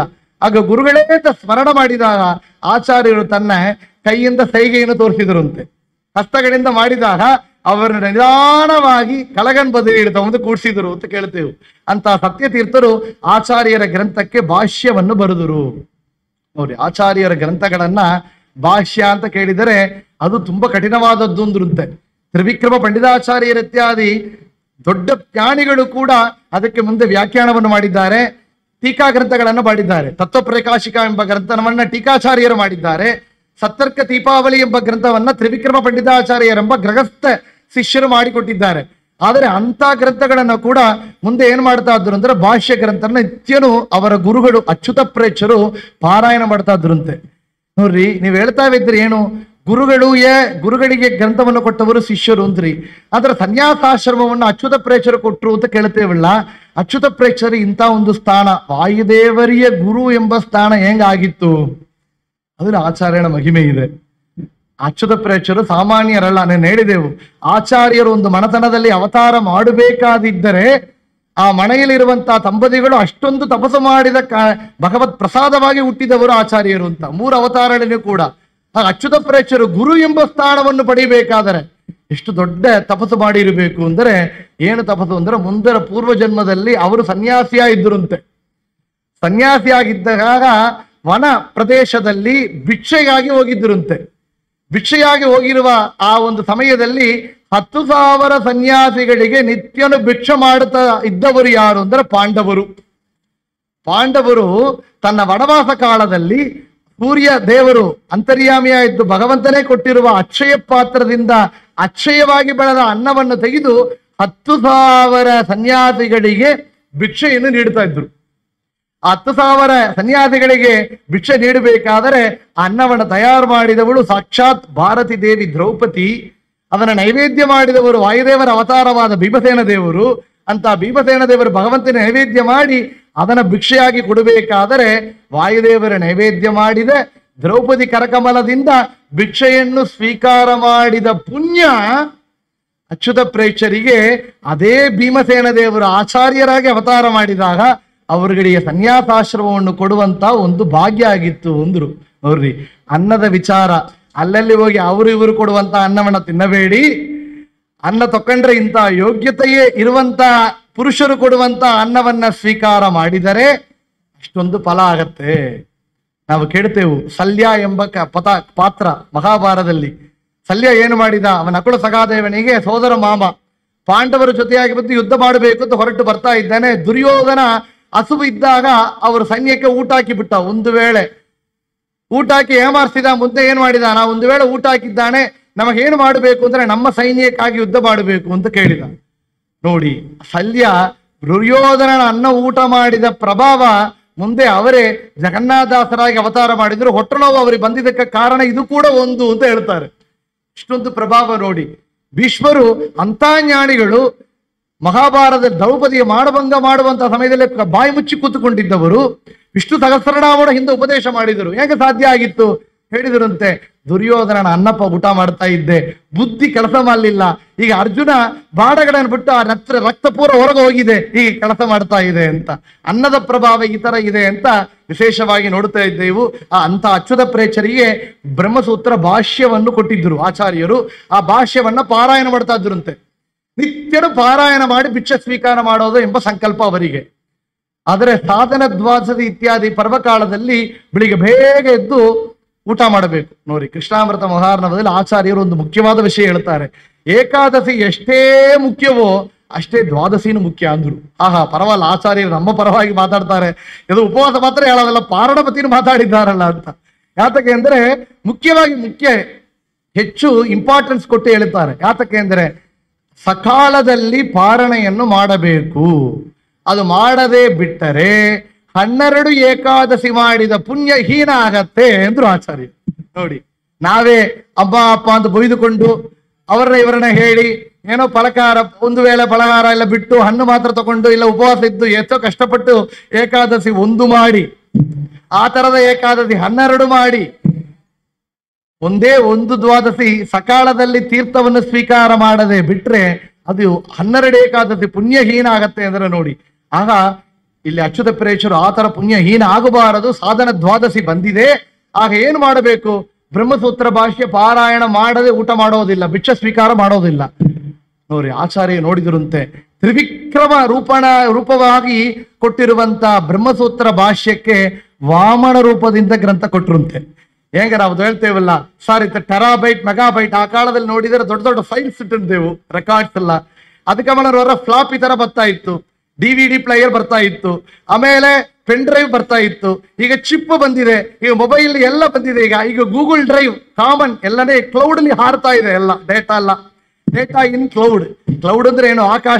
ಆಕಾಶಕ್ಕೆ ಅಭಿಮಾನಿ ದೇವದ ವಾಯುದೇವರಿಗೆ ವಿಶೇಷವಾಗಿ ಅನುಕೂಲ ಮಾಡುವರು ಆ ವಿಘ್ನೇಶ್ವರ ಅನುಕೂಲ ಮಾಡೋರು ವಾಯುದೇವರು. ಯಾತಕ್ಕೆ ಹೇಳ್ತೇವೆ ಅಂದ್ರೆ ಅಂತ ವಾಯುದೇವರು ಎಲ್ಲನೂ ಕಂಪ್ರೆಸ್ ಮಾಡಿ ಕೊಡ್ತಾರೆ. ಅಂತ ಕಂಪ್ರೆಸ್ ಮಾಡಿ ಕೊಟ್ಟ ಗ್ರಂಥ ಅಣುಭಾಷ್ಯ ಅಂತ ಹೇಳಿದ್ರು. 32 ಶ್ಲೋಕಗಳಲ್ಲಿ ಇಡೀ ಬ್ರಹ್ಮಸೂತ್ರ ಭಾಷ್ಯವನ್ನ ಕಂಪ್ರೆಸ್ ಮಾಡಿ ಕೊಡ್ತಾರೆ. ನಾವು ನೋಡ್ತೇವೆ ಹೆಂಗ ಸರ್ ಸಾಧ್ಯ? ಈಗ ನಾವು ನೋಡಿದ್ರೆ ತಿಳಿತೇವೆ. ಟೆರಾಬೈಟ್ಸ್ ನ ಇಷ್ಟುಂಟು ಚಿಪ್ಪಳಿ ಕೊಡ್ತೇವೆ. டாக்டர் கொடுத்தாரு, சார் உங்களுக்கு ஏ விட்டமின் டிஃபிஷியன்சி இருக்கு, டி விட்டமின் டிஃபிஷியன்சி இருக்கு, சி விட்டமின் டிஃபிஷியன்சி இருக்கு சார், ஒண்ணுன்னா ஆரஞ்சு சாப்பிடுன்னு சொல்லலாம். ತಮಿಳು ಹೇಳ್ತಾರಲ್ಲ, ಏದೋ ಸಿ ವಿಟಮಿನ್ ಇದೆ ಅಂದ್ರೆ ಆರೆಂಜ್ ತಗೊಳ್ಳಿ, ಅದು ತಗೊಳ್ಳಿ ಅಂತ ಹೇಳ್ಬೋದು. ಎ ವಿಟಮಿನ್ ಇದ್ರೆ ಎ ವಿಟಮಿನ್ ತಗೊಂಡಿದೆ. ಎಲ್ಲ ಮಲ್ಟಿ ವಿಟಮಿನ್ ನಿಮಗೆ ಎಲ್ಲ ಡಿಫಿಷಿಯನ್ಸಿ ಇದೆ, ಏನು ಮಾಡ್ಬೋದು, ಒಂದೇ ಟ್ಯಾಬ್ಲೆಟ್ ಕೊಡ್ತಾನೆ, ಮಲ್ಟಿ ವಿಟಮಿನ್ ಟ್ಯಾಬ್ಲೆಟ್ ತಗೊಳ್ಳಿ ಅಂತ. ಆ ತರ ಎಲ್ಲಾ ವಿಷಯಗಳನ್ನ ಕಂಪ್ರೆಸ್ ಮಾಡಿ ಒಂದು ಟ್ಯಾಬ್ಲೆಟ್ ಆಗಿ ಕೊಟ್ಟಿದ್ದಾರೆ. 32 ಶ್ಲೋಕಗಳಲ್ಲಿ ಅಣುಭಾಷ್ಯ. ಭಾಷ್ಯಾಣುಭಾಷ್ಯೇ ಚಕ್ರೇತ ಅಣುವ್ಯಾಖ್ಯಾನ ಉತ್ತಮಂ. ಬ್ರಹ್ಮಸೂತ್ರಗೆ ಆಚಾರ್ಯರು ಕೊಟ್ಟಿರುವ 2ನೇ ಗ್ರಂಥ, 32 ಶ್ಲೋಕಗಳಲ್ಲಿ ಅಣುಭಾಷ್ಯ. ಇದ್ರಲ್ಲಿ ವಿಷಯ ಹೆಂಗ ಹೇಳಿರಬಹುದು ಹಂಗಂತ ನೋಡಬೇಕಾದರೆ ರಾಯರು ಇದನ್ನ ವಿಸ್ತಾರ ಮಾಡ್ತಾರಂತೆ. ಆಚಾರ್ಯರು ಹೇಗ ಅಣುಭಾಷ್ಯದಲ್ಲಿ ಬ್ರಹ್ಮಸೂತ್ರ ಭಾಷ್ಯ ವಿಷಯಗಳನ್ನ ಕಂಪ್ರೆಸ್ ಮಾಡಿ ಕೊಟ್ಟಿದ್ದಾರೆ. ವಾಮನ ರೂಪಿಯಾದ ಅಣುಭಾಷ್ಯದಲ್ಲಿ ತ್ರಿವಿಕ್ರಮರೂಪಿಯಾದ ಪರಮಾತ್ಮನನ್ನ ಬ್ರಹ್ಮಸೂತ್ರ ಭಾಷ್ಯ ವಿಷಯಗಳನ್ನ ತೋರಿಸುತ್ತಾರಂತೆ. ನೋಡ್ರಿ, ಅದು ರಾಯರ ಸಾಮರ್ಥ್ಯ. ಸಂಕ್ಷಿಪ್ತ ವಿಸ್ತಾರಾಭ್ಯಾಂ ಪ್ರವದಂತಿಗೆ ಮನೀಷಿನಃ ಅಂತ. ಒಂದು ದೊಡ್ಡ ವಿಷಯಗಳನ್ನ ಚಿಕ್ಕದಾಗಿ ಹೇಳಬೇಕು, ಚಿಕ್ಕ ವಿಷಯಗಳನ್ನ ದೊಡ್ಡದಾಗಿ ಇಡಬೇಕು. ಇಂತಹ ಸಾಮರ್ಥ್ಯ ನಮಗೆ ಬರೋದಿಲ್ಲ. ಸರ್ 10 ನಿಮಿಷ ಪ್ರವಚನ ಮಾಡಿ ಅಂದ್ರೆ ಅದು ಬರೋದಿಲ್ಲ, ನಮಗೆ ಅರ್ಧ ಗಂಟೆದ್ದು ಬೇಕು. ಸರ್ 1 ಗಂಟೆದ್ದು ಪ್ರವಚನ ಮಾಡಿದ್ರೆ ಅಷ್ಟು ವಿಷಯ ಇಲ್ಲ, ಏನು ಹೇಳೋದು ಒಂದು ಮುಳುಗಿರ್ತೇವೆ ಇಲ್ಲಿ. ಆದರೆ ಚಿಕ್ಕದನ್ನ ದೊಡ್ಡದಾಗಿ, ದೊಡ್ಡದನ್ನ ಚಿಕ್ಕದಾಗಿ, ಇಡೀ ಮಹಾಭಾರತ ತಾತ್ಪರ್ಯ ನಿರ್ಣಯವನ್ನ 5000 ಮೇಲೆ ಇರುವಂತಹ ಶ್ಲೋಕಗಳನ್ನ 32 ಶ್ಲೋಕಗಳಲ್ಲಿ ರಾಯರು ಕೊಟ್ಟರು. ಅಣುಭಾಷ್ಯ ಗ್ರಂಥ 32 ಶ್ಲೋಕಕ್ಕೆ ವಿಸ್ತಾರವಾಗಿ ಮಾಡಿಕೊಟ್ಟಿದ್ದಾರೆ ಅಂತ ನೋಡುತ್ತೇವೆ. ಅಣುಭಾಷ್ಯ ಎಂಬ ಗ್ರಂಥ. 3ನೇದಾಗಿ ನೋಡ್ರಿ, ತ್ರಿವಿಕ್ರಮ ಪಂಡಿತಾಚಾರ್ಯ ಬಂದಿರುತ್ತೆ, ಗುರುಗಳೇ ನೀವು ಬ್ರಹ್ಮಸೂತ್ರ ಭಾಷ್ಯ ಕೊಟ್ಟಿದ್ರಿ, ಅಣುಭಾಷ್ಯವನ್ನು ಕೊಟ್ಟಿದ್ರಿ, ಅಂತ ಬ್ರಹ್ಮಸೂತ್ರ ಭಾಷ್ಯ ನಮಗೆ ಅರ್ಥ ಆಗೋದಿಲ್ಲ ಅಂದ್ರು. ಯಾರು? ತ್ರಿವಿಕ್ರಮ ಪಂಡಿತಾಚಾರ್ಯರು. ಅವರು ಮಾಡಿರುವಂತ ವಾಯಸ್ತುತಿ ಹೇಳಬೇಕಾದ್ರೆ ನಮಗೆ ಟಂಗ್ ಸ್ಲಿಪ್ ಆಗಿ ಬಿಡುತ್ತೆ, ಅಲ್ಲಿ ಮುಂದೆ ಹಿಂದೆ ಪ್ರಕಟ ಕಟಕಟ ಧ್ವಾನ ಸಂಘಟನೋದ್ಯತ್ ಹೇಳಿದ್ರೆ ನಾಳಿಗೆ ಉರುಳೋದಿಲ್ಲ. ಅಂತ ಸಾಮರ್ಥ್ಯ ಇರುವಂತ ತ್ರಿವಿಕ್ರಮ ಪಂಡಿತಾಚಾರ್ಯರು ನಿಮ್ಮ ಬ್ರಹ್ಮಸೂತ್ರ ಭಾಷ್ಯ ನಮಗೆ ಅರ್ಥ ಆಗೋದಿಲ್ಲ ಅಂತ ಹೇಳಿದರೆ, ಆಚಾರ್ಯ ಹೇಳಿದಿರುತ್ತೆ, ನಮ್ಮಲ್ಲಿ ಪ್ರಾರ್ಥನೆ ಮಾಡ್ತಾನೆ, ನಮಗೆ ಇನ್ನೊಂದು ಗ್ರಂಥ ನಮಗೆ ಅರ್ಥ ಆಗುವಂತೆ ಮಾಡಿಕೊಡಿ. ಆಚಾರ್ಯರೇ ಮಾಡಿಕೊಟ್ಟ ಬ್ರಹ್ಮಸೂತ್ರ ಭಾಷ್ಯಕ್ಕೆ ಟೀಕೆಯನ್ನು ಮಾಡಿಕೊಟ್ಟಿರುತ್ತೆ, ವ್ಯಾಖ್ಯಾನ ರೂಪದಿಂದ. ಹೆಂಗೆ ನಾರದರು ವೇದವ್ಯಾಸರಲ್ಲಿ ಪ್ರಾರ್ಥನೆ ಮಾಡಿದಾಗ, ನೀವು ಎಷ್ಟೋ ಪುರಾಣಗಳು ಮಾಡಿದ್ರಿ, ನಮಗಾಗಿ ಒಂದು ಈಸಿಯ ಡೈರೆಕ್ಟ್ ಆಗಿ ದೇವರನ್ನ ತಿಳಿದುಕೊಳ್ಳುವ ಒಂದು ಪುರಾಣ ಕೊಡಿದ್ರೆ ಭಾಗವತವನ್ನು ಕೊಟ್ಟರು. ಆ ತರ ಆಚಾರ್ಯರು ಕೊಟ್ಟರಂತೆ. 4 ಅಧ್ಯಾಯಗಳನ್ನ ಹೇಳಬೇಕು, ಆಚಾರ್ಯರಿಗೆ ಗೊತ್ತಿರೋದಿಲ್ಲ. ಅದೇ ಅಷ್ಟು ಗ್ರಂಥಗಳು ಹೇಳಬೇಕು, ಇಷ್ಟು ಸಂಚಾರ ಮಾಡಬೇಕು, ಇಷ್ಟು ದೇವರ ಪೂಜೆಯನ್ನು ಮಾಡಬೇಕು, ದೇವರ ಸ್ಮರಣೆಯನ್ನು. ಆಚಾರ್ಯರ ಎಲ್ಲನೇ ಕ್ವಿಕ್, ಎಲ್ಲ ಇನ್ಸ್ಟೆಂಟ್ ಅಲ್ಲಿ ಏನು ಮಾಡಿದರು, ತಮ್ಮ 4 ಶಿಷ್ಯರಿಗೆ 4 ಅಧ್ಯಾಯನ ಸೈಮಲ್ಟೇನಿಯಸ್ ಆಗಿ ಹೇಳಿದಿರುತ್ತೆ ಪ್ರವಚನ. ನೋಡ್ರಿ, ಈ ನಾವೇಂತ ಅಷ್ಟಾವಧಾನಿ, ದಶಾವಧಾನಿ, ಶತಾವಧಾನಿ ಅಂತ ಹೇಳ್ತೇವೆ. ಏಕಕಾಲದಲ್ಲಿ 10 ಕೆಲಸ ಮಾಡುವವರು. ಇಲ್ಲಿ ಅಡಿಗೆ ಮಾಡ್ತಾ ಇದ್ದಾರೆ, ಅಲ್ಲಿ ಮೊಬೈಲ್ ಅಟೆಂಡ್ ಮಾಡ್ತಾ ಇದ್ದಾರೆ, ಅಲ್ಲಿ ಟಿವಿ ನೋಡ್ತಾ ಇದ್ದಾರೆ, ಮಕ್ಕಳಿಗೆ ತೆಗೆದಿಡ್ತಾ ಇದ್ದಾರೆ. ಈ ಕಾಲ ಹೆಣ್ಣು ಮಕ್ಕಳೇ ಆ ತರ ಕೆಲಸ ಮಾಡ್ತಾರೆ ಅಂದ್ರೆ ಸಾಮರ್ಥ್ಯ ಆಚಾರ್ಯರೇ ಕೊಟ್ಟದ್ದು. ಆಚಾರ್ಯರು ಏಕಕಾಲದಲ್ಲಿ 4 ಶಿಷ್ಯರಿಂದ 4 ಅಧ್ಯಾಯವನ್ನ ಪಾಕ ಹೇಳಿದಂತೆ. ಇದು ನಮಗೆ ಏನು ತೋರುತ್ತೆ ಅಂದ್ರೆ, ಚತುರ್ಮುಖದಿಂದ ಹೇಳಿದರು, ಅವರು ಭಾವಿ ಚತುರ್ಮುಖರು, ಭಾವಿ ಬ್ರಹ್ಮರು ಅಂತ ತೋರಿಸಿಕೊಟ್ಟು. ಮುಂದೆ ಭಾವಿ ಬ್ರಹ್ಮನಾಗಿ ಬರುವವರು ನಮ್ಮ ಆಚಾರ್ಯರು 4 ಮುಖಗಳಿಂದ 4 ಅಧ್ಯಾಯನನ್ನ 4 ಶಿಷ್ಯರಿಗೆ ಏಕಕಾಲದಲ್ಲಿ ಹೇಳಿದರು. ಅದುವೇ ಅಣು ವ್ಯಾಖ್ಯಾನ ಎಂಬ ಗ್ರಂಥ. ಈ ಅಣು ವ್ಯಾಖ್ಯಾನ ಎಂಬ ಗ್ರಂಥಕ್ಕೆ ಜಯತೀರ್ಥರು ಮಾಡಿಕೊಟ್ಟಿರುವ ಗ್ರಂಥವೇ ಅದು ಶ್ರೀಮನ್ ನ್ಯಾಯಸುಧಾ. ಆಚಾರ್ಯರ ಪ್ರಧಾನ ಶಿಷ್ಯ ಪದ್ಮನಾಭ ತೀರ್ಥರು ಸನ್ಯಾಯ ರತ್ನಾವಳಿ ಎಂಬ ಗ್ರಂಥವನ್ನು ಕೊಟ್ಟಿದ್ದಾರೆ. ತ್ರಿವಿಕ್ರಮ ಪಂಡಿತಾಚಾರ್ಯರ ತತ್ವದೀಪಿಕಾ ಎಂಬ ಗ್ರಂಥವನ್ನು ಕೊಟ್ಟಿದ್ದಾರೆ. ಮೇರು ಕೃತಿ ಎಂದರೆ ಅದು ಟೀಕಾಚಾರ್ಯರು ಮಾಡಿದ ನ್ಯಾಯಸುಧಾ, ಅದು ಅನುವ್ಯಾಖ್ಯಾನಕ್ಕೆ ಟೀಕಾಚಾರ್ಯರು ಮಾಡಿದ ಗ್ರಂಥ. ಆ ನ್ಯಾಯಸುಧಾವಿಗೆ ರಾಯರು ಮಾಡಿದ ಗ್ರಂಥವೇ ಪರಿಮಳ ಎಂಬ ಗ್ರಂಥ. ಅದರಿಂದ ಅವರನ್ನ ಪರಿಮಳಾಚಾರ್ಯರು ಅಂತ ಕರೆಯುತ್ತೇವೆ ಅಂತ ವಿಶೇಷವಾಗಿ ನೋಡುತ್ತೇವೆ. ಅದು 3ನೇ ಗ್ರಂಥ. 4ನೇದಾಗಿ ಆಚಾರ್ಯರು ಮಾಡಿಕೊಟ್ಟಿರುವ ಗ್ರಂಥ ಅಂದರೆ ಅದು ನ್ಯಾಯ ವಿವರಣ ಎಂಬ ಗ್ರಂಥ. ಅದರಲ್ಲಿ ವಿಶೇಷವಾಗಿ ನ್ಯಾಯಶಾಸ್ತ್ರದನ್ನ ವಿಶೇಷ ಅನುಸರಿಸಿ ಅವರು ಕೊಟ್ಟಿರುವ ಗ್ರಂಥ ಅಂತ ಹೇಳ್ತೇವೆ. ಆಗ ಬ್ರಹ್ಮಸೂತ್ರಕ್ಕೆ 4 ಗ್ರಂಥಗಳನ್ನ ಕೊಟ್ಟಿದ್ದಾರೆ. ಬ್ರಹ್ಮಸೂತ್ರ ಭಾಷ್ಯ, ಬ್ರಹ್ಮಸೂತ್ರ ಅಣುಭಾಷ್ಯ, ಅಣುವ್ಯಾಖ್ಯಾನ, ನ್ಯಾಯ ವಿವರಣ. ಸರ್ ಅದಕ್ಕೋಸ್ಕರವೇ ಹೇಳಿದರು ಆಚಾರ್ಯರು ಯಾತಕ್ಕೆ ಅವತಾರ ಮಾಡಿ ಬಂದಾರೆ ಅಂದ್ರೆ ಈ ಬ್ರಹ್ಮಸೂತ್ರ ಭಾಷ್ಯವನ್ನ ನಮಗಾಗಿ ಕೊಡುವುದಕ್ಕಾಗಿ ಅಂತ. ಮಧ್ಯಗೇಹನಲ್ಲಿ ಜನಿಸಿನಿ, ಬಾಲ್ಯದಲ್ಲಿ ಮಸ್ಕರಿಯ ರೂಪಕೊಂಡೆನಿ. ಮಧ್ಯಗೇಹನಲ್ಲಿ ಜನಿಸಿನಿ, ಬಾಲ್ಯದಲ್ಲಿ ಮಸ್ಕರಿಯ ರೂಪಕೊಂಡೆನಿ. ಸತ್ಯ ಸತ್ಯವತಿಯ ಸುತನ ಭಜಿಸಿ ಷಣ್ಮುಖದಿ ಭಾಷ್ಯ ಮಾಡಿ, ಸತ್ಯವತಿಯ ಸುತನ ಭಜಿಸಿ ಷಣ್ಮುಖದಿ ಭಾಷ್ಯ ಮಾಡಿ, ಸಜ್ಜನರ ಪೊರೆವ ಮುದ್ದು ಪುರಂದರ ವಿಠಲನ ದಾಸ ವೀರ ಹನುಮ ಬಹುಪರಾಕ್ರಮ. ಸುಜ್ಞಾನವಿತ್ತು ಪಾಲಿಸೆನ್ನ ಜೀವರೋತ್ತಮ, ವೀರ ಹನುಮ ಬಹುಪರಾಕ್ರಮ. ಸತ್ಯವತಿಯ ಸುತನ ಭಜಿಸಿ ಷಣ್ಮುಖದಿ ಭಾಷ್ಯ ಮಾಡಿ ಅಂತ ಹೇಳಿದರು. ಭೂಮಾವಾ ಗದ್ಯ ಭೂಮನ್ ಅಸುಕರ ಮಗರೋರ್ ಬ್ರಹ್ಮಸೂತ್ರಸ್ಯ ಭಾಷ್ಯಂ ದುರ್ಭಾಷ್ಯಂ ಯಸ್ಯ ದಶ್ಯೋರ್ ಮಣಿಮತ ಉದಿತಂ ವೇದ ಸತ್ಯಸ್ತಿ ಬಿಸ್ವಂ. ತ್ರಿವಿಕ್ರಮ ಮಣಿದಾಚಾರ್ಯರ್ ಇದನ್ನೇ ಕೊಂಡಾಡುತ್ತಾರೆ. ಅಂತ ಆಚಾರ್ಯರ ಅವತಾರ ಮಾಡಿದ್ದು ಬ್ರಹ್ಮಸೂತ್ರ ಭಾಷ್ಯವನ್ನ ನಮಗಾಗಿ ಕೊಡುವುದಕ್ಕಾಗಿ ಎಂಬ ವಿಷಯಗಳನ್ನ ಇಲ್ಲಿ ತಿಳಿಸಿದರು. ಆ ಆಚಾರ್ಯರೇ ಬ್ರಹ್ಮಸೂತ್ರ ಭಾಷ್ಯವನ್ನು ನೋಡಿದೆವು, ಗೀತಾ ಭಾಷ್ಯ ಗೀತಾ ತಾತ್ಪರ್ಯವನ್ನು ನೋಡಿದೆವು, ಬ್ರಹ್ಮಸೂತ್ರಕ್ಕಾಗಿ 4 ಗ್ರಂಥಗಳನ್ನ ನೋಡಿದೆವು.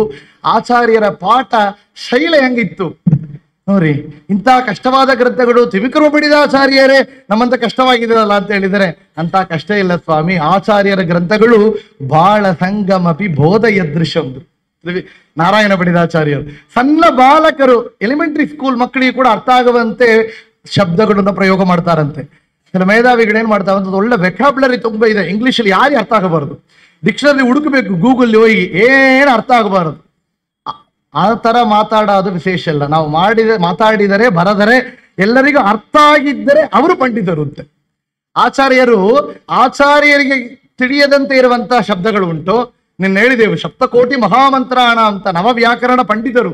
ಅಂತ ಆಚಾರ್ಯರು ಸಿಂಪಲ್ ಆದ ವರ್ಡ್ಸ್ ನ ಯೂಸ್ ಮಾಡ್ತಾ ಇದ್ರು ಅಂತ ಗ್ರಂಥಗಳಲ್ಲಿ. ಬಾಲಸಂಗಮಪಿ ಬೋಧಯದೃಶ್. ಏನು ಆಚಾರ್ಯ ಕೊಟ್ಟಿರುವ ಶಬ್ದಗಳು ಇಷ್ಟು ಸಿಂಪಲ್ ಆಗಿದೆಯೇ, ಸುಲಭವಾಗಿದೆಯೇ? ಆದರೆ ಪಂಡಿತರಿಗೆ ಒಳಗ ಹೋಗಿ ಹೋಗಿ ಅರ್ಥವನ್ನು ನೋಡಿದರೆ ಒಂದೊಂದು ಅಕ್ಷರಕ್ಕೆ ಟೀಕಾಚಾರ್ಯರು ಕೊಟ್ಟಿರುವ ಟೀಕಾ ಗ್ರಂಥಗಳು, ಟೀಕಾಚಾರ್ಯರು ಕೊಟ್ಟಿರುವ ಗ್ರಂಥಗಳಿಗೆ ರಾಯರು ಕೊಟ್ಟಿರುವ ಟಿಪ್ಪಣಿ, ಸತ್ಯಧರ್ಮ ತೀರ್ಥರು, ವಾದಿರಾಜರು, ವ್ಯಾಸರಾಜರು, ವಿಜಯೇಂದ್ರ ಕೊಟ್ಟಿರುವ ಗ್ರಂಥಗಳು, ಅವರಿಗೆ ಹಿಂದೆ ಬಂದಿರುವ ದಾಸರುಗಳು ಕೊಟ್ಟಿರುವ ಗ್ರಂಥಗಳನ್ನ ಸೇರಿಸಿದರೆ ಆಚಾರ್ಯರು ಒಂದು ಅಕ್ಷರಕ್ಕೆ ಹಿಂದೆ ಬಂದ ಆಚಾರ್ಯರು ದಾಸರುಗಳನ್ನ ಕೊಟ್ಟಿರುವುದೇ ಸಾವಿರ ಎಷ್ಟು ಲಕ್ಷಗಳು ಪೇಜುಗಳು ಇರುವಂತ ಪುಸ್ತಕ ಆಗಿಬಿಡುತ್ತೆ.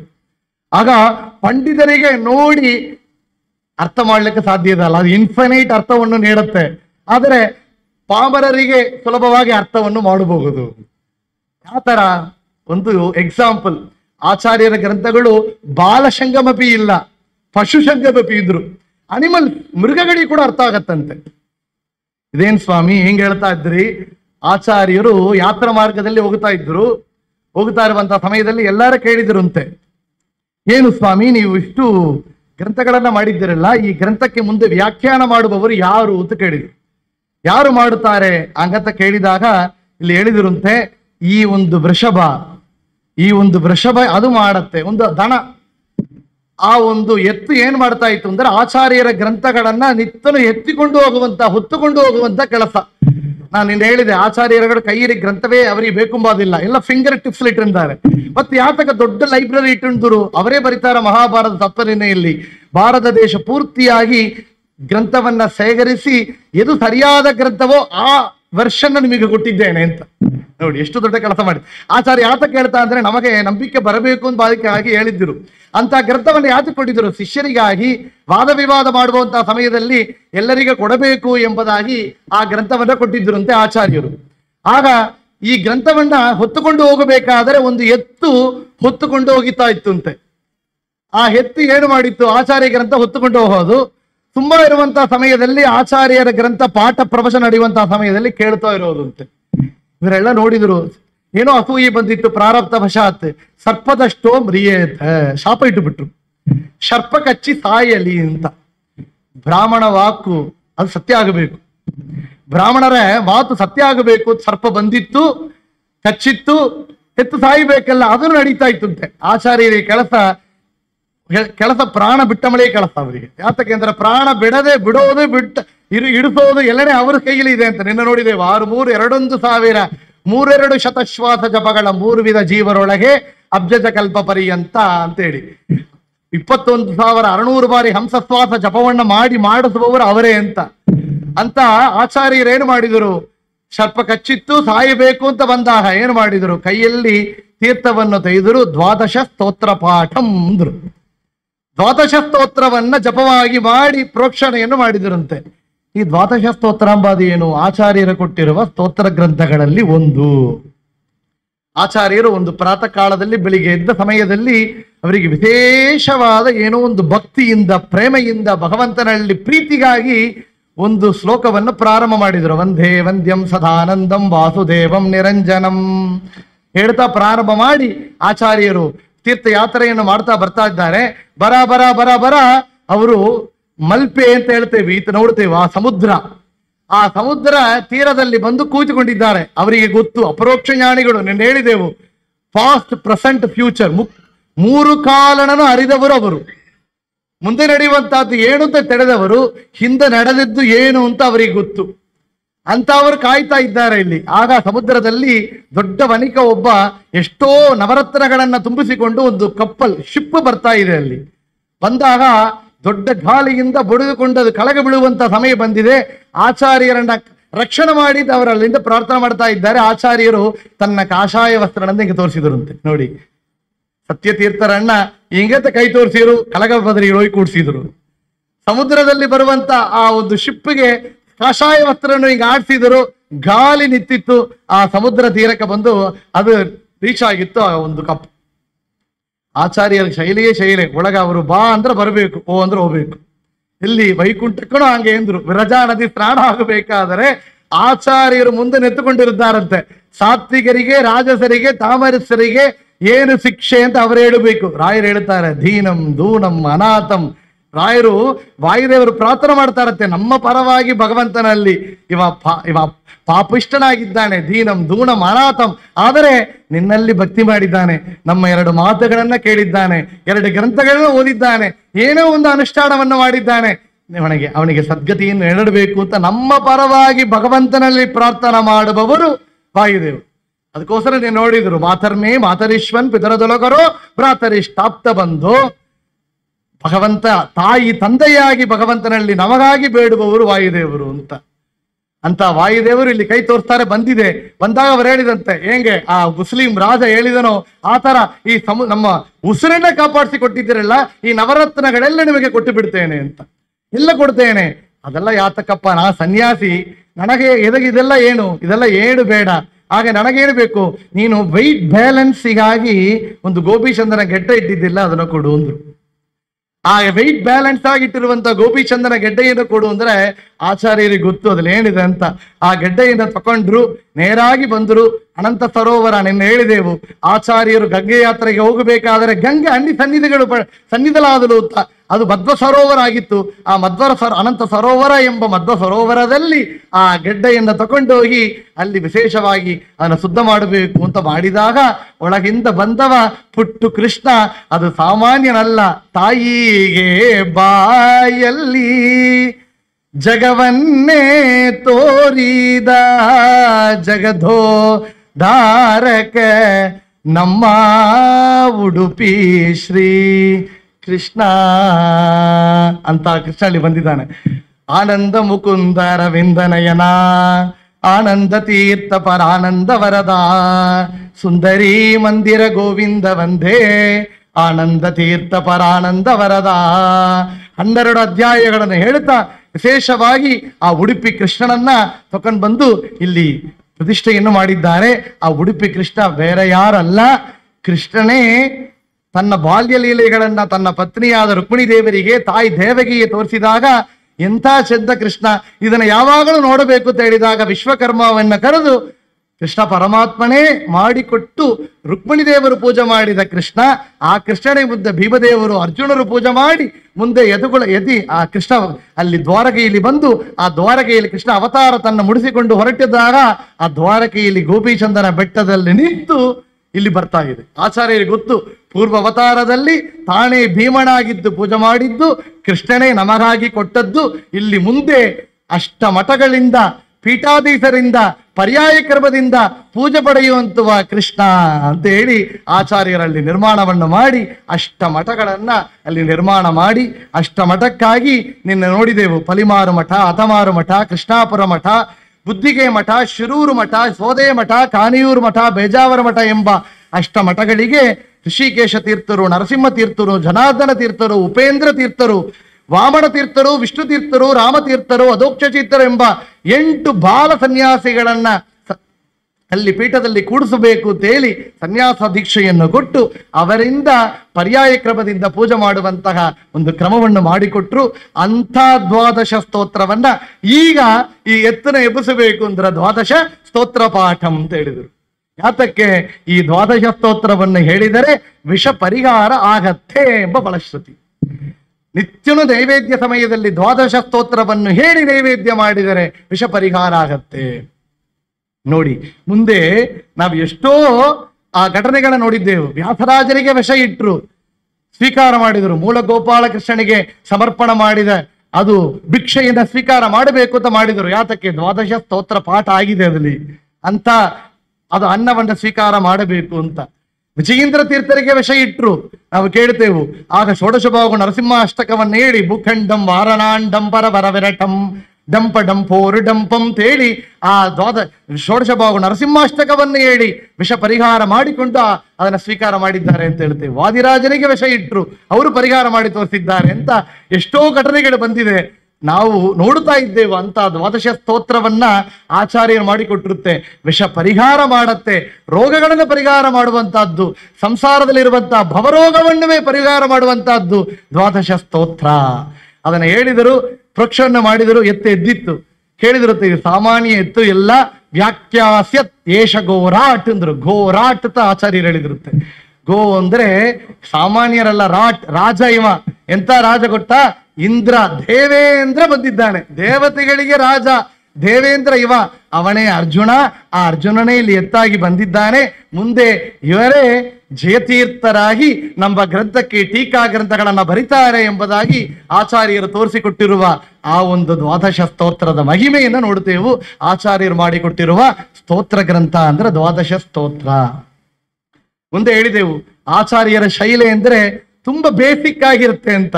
ಎಷ್ಟು ಬೇಸಿಕ್ ಅಂದ್ರೆ ಆಚಾರ್ಯರು ಎಂಟ್ರಿ ಟು ಶಾಸ್ತ್ರ ಪ್ರಪಂಚ ಒಂದು ಕೊಟ್ಟಿದ್ದಾರೆ. ಅದು ದಶ ಪ್ರಕರಣಗಳು ಎಂಬ 10 ಗ್ರಂಥಗಳು.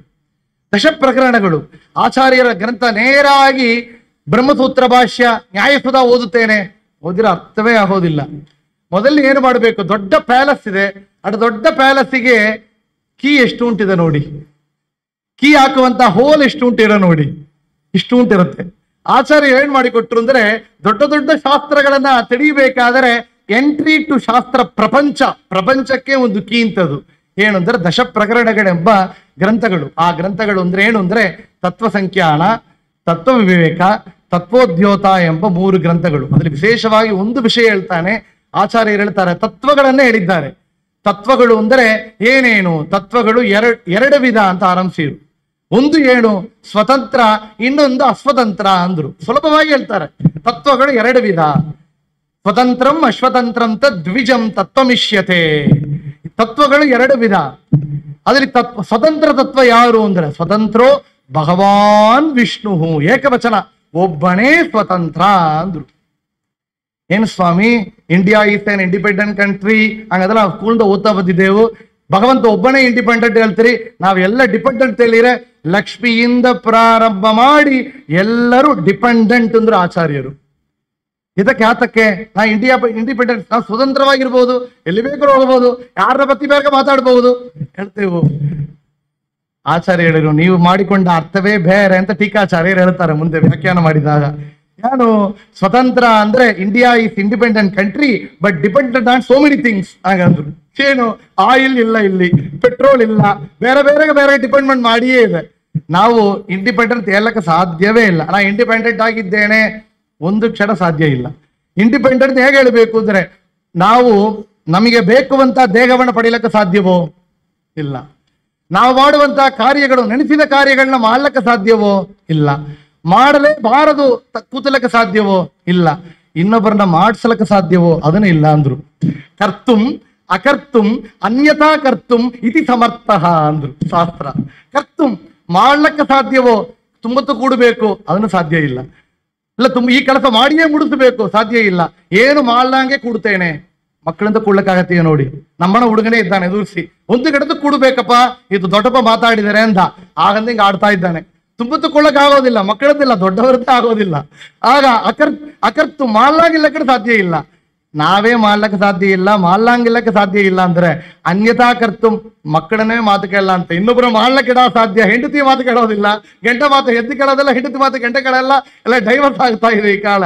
ಅನ್ಯತಾ ಕರ್ತು ಇನ್ನೊಬ್ಬರನ್ನ ಮಾಡಲಿಕ್ಕೆ ಇಡುವಂತಹ ಸಾಮರ್ಥ್ಯ 3 ಯಾರಿಗಿದೆ ಅಂದ್ರೆ ಭಗವಂತ ಒಬ್ಬನಿಗೆ.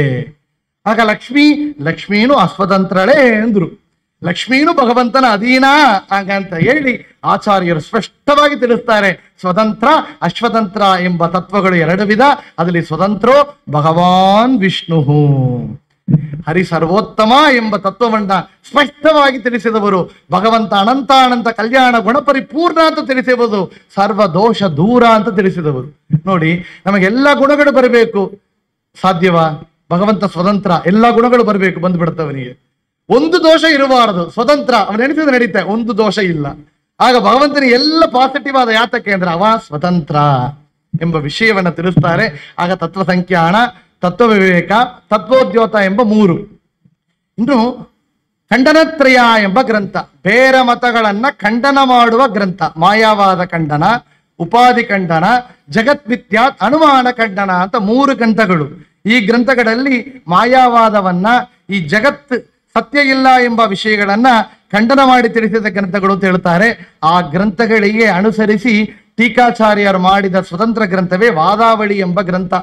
ಆ ವಾದಾವಳಿಯನ್ನು ಅನುಸರಿಸಿ ವ್ಯಾಸರಾಜರು ಮಾಡಿದ ಗ್ರಂಥವೇ ನ್ಯಾಯಾಮೃತ ಎಂಬ ಗ್ರಂಥ. ಇಂತಹ ವಿಷಯಗಳನ್ನು ನೋಡ್ತೇವೆ. ಮುಂದೆ ವಿಶೇಷವಾಗಿ ಇನ್ನೂ ಪ್ರಕರಣ ಗ್ರಂಥಗಳಿದೆ. ಏನು ಅಂದ್ರೆ ಕಥಾಲಕ್ಷಣ, ಪ್ರಮಾಣ ಲಕ್ಷಣ, ಕರ್ಮ ನಿರ್ಣಯ, ವಿಷ್ಣು ತತ್ವ ವಿನಿರ್ಣಯ ಎಂಬ 10 ಗ್ರಂಥಗಳನ್ನು ಆಚಾರ್ಯರು ಕೊಟ್ಟಿದ್ದಾರೆ. ಇದು 10 ಪ್ರಕರಣಗಳ ಎಂಟ್ರಿ ಟು ಶಾಸ್ತ್ರ ಪ್ರಪಂಚ, ಬೇಸಿಕ್ ಟು ಶಾಸ್ತ್ರ ಪ್ರಪಂಚ.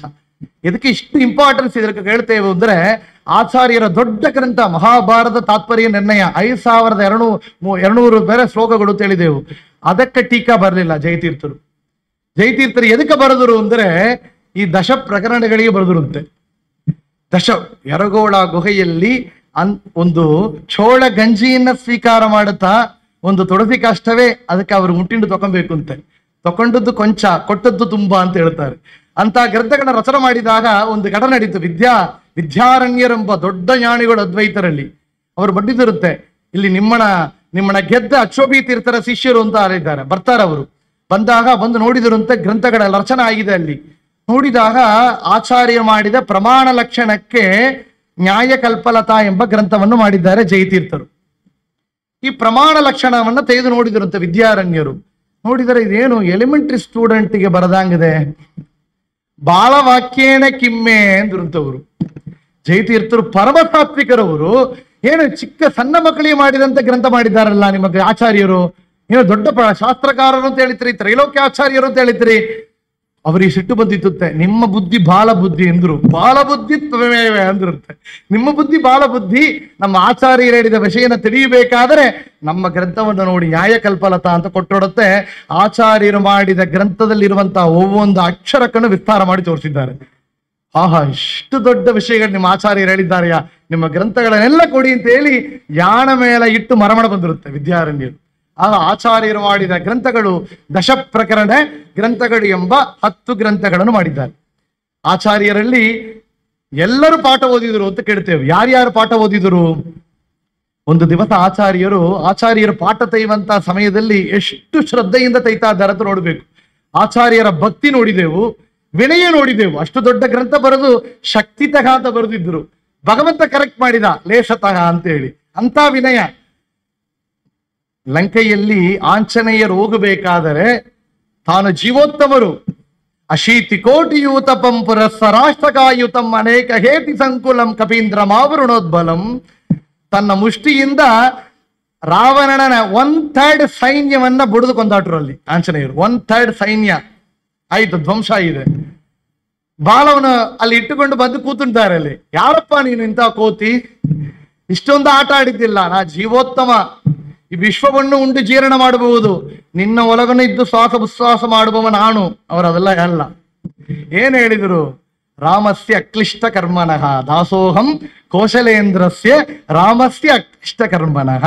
ನೋಡಿ, ನಾನು ರಾಮನಿಗೆ ದಾಸ ಅಂದ್ರು. ಅದಕ್ಕೋಸ್ಕರ ನೋಡಿ, ದಾಸೋಹಂ ಅದು ನಮ್ಮ ಸಿದ್ಧಾಂತ. ಭಗವಂತ ನೀ ಈಶ, ನಾನು ದಾಸ. ನಾ ಈ ಸಾಲಕ್ಕ ಸಾಧ್ಯವೇ ಇಲ್ಲ. ಪರಮಾತ್ಮ ಬೇರೆ, ಜೀವಾತ್ಮ ಬೇರೆ. ಪಂಚಭೇದಾತ್ಮಕ ಪ್ರಪಂಚಕ್ಕೆ ಪಂಚರೂಪಾತ್ಮಕನೇ ಜೈವಕ ಪಂಚಮುಖ ಶಕ್ರಾದಿಗಳು ಕಿಂಕರರು ಶ್ರೀಹರಿಗೆ. ಆಚಾರ್ಯರು ಹೇಳಿದರಲ್ಲ, ಜಗನ್ನಾಥದಾಸರು ಕೊಂಡಾಡ್ತಾರ. ಪಂಚಭೇದಾತ್ಮಕ ಪ್ರಪಂಚಕ್ಕೆ ಪಂಚಭೇದಗಳು ಉಂಟು. ಪರಮಾತ್ಮ ಜೀವಾತ್ಮ ಭೇದ, ಜೀವಾತ್ಮ ಭೇದ, ಪರಮಾತ್ಮ ಜಟಭೇದ, ಜೀವ ಜಟಭೇದ, ಜಟ ಭೇದ. 5 ಭೇದಗಳಿದೆ ಎಂಬುದನ್ನು ತೋರಿಸಿಕೊಟ್ಟವರು. ಇಲ್ಲಿ ಆಚಾರ್ಯರು ಹೇಳ್ತಾರೆ, ಹನುಮಂತ ಹೇಳ್ತಾನೆ, ಭಗವಂತ ನೀ ಈಸ, ನಾನು ರಾಮನ ದಾಸ ಅಂತ. ಅದಕ್ಕೋಸ್ಕರವೇ ದಾಸರೆಲ್ಲ ಇಂದ್ರ ಬಂದು ಹೇಳಿದರು, ನಾನು ದಾಸ ಅಂತ ಹೇಳಿಕೊಂಬೋದು ಇಲ್ಲಿ ಸ್ವಾಮಿ, ನೀ ನನ್ನ ಹೇಳಬೇಕಪ್ಪ. ದಾಸನ ಮಾಡಿಕೋ ಎನ್ನ ಸ್ವಾಮಿ ಸಾಸಿರ ನಾಮದ ವೆಂಕಟರಮಣ.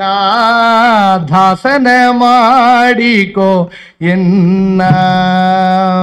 ಆ ಥರ ಆಚಾರ್ಯರ ಶೈಲ ವಿನಯ ಹಂಗಿತ್ತು. ಪಾಠ ದೈವಂತ ಶೈಲ ಹೆಂಗಿತ್ತು ನೋಡಿದೆವು. ಸಣ್ಣ ಮಕ್ಕಳಿಗೆ ಅರ್ಥ ಆಗಬೇಕು, ಪಶುಗಳಿಗೆ ಅರ್ಥ ಆಗಬೇಕು. ಮುಂದೆ ಪಾಠ ಯಾರು ಆದರೆ ಪಂಡಿತರಿಗೆ ಅರ್ಥ ಆಗಬಾರದು ಅಂದ್ರು. ಎಂಥ ದೊಡ್ಡ ಪಂಡಿತರು ಅಂದ್ರೆ ಸಾಮಾನ್ಯರ ಆಚಾರ್ಯರಲ್ಲಿ ಪಾಠ ಕೇಳಿದವರಲ್ಲ ಅಂದ್ರು. ಒಂದು ದಿವಸ ಆಚಾರ್ಯರು ಪಾಠ ಕೇಳಬೇಕಾದರೆ ಪಾಠ ಬಿಡಿಸುವಂತಹ ಸಮಯದಲ್ಲಿ ಸೂರ್ಯಕೋಟಿ ಪ್ರಕಾಶ ಫ್ಲಾಶ್ ಆಗಿತ್ತಂತೆ.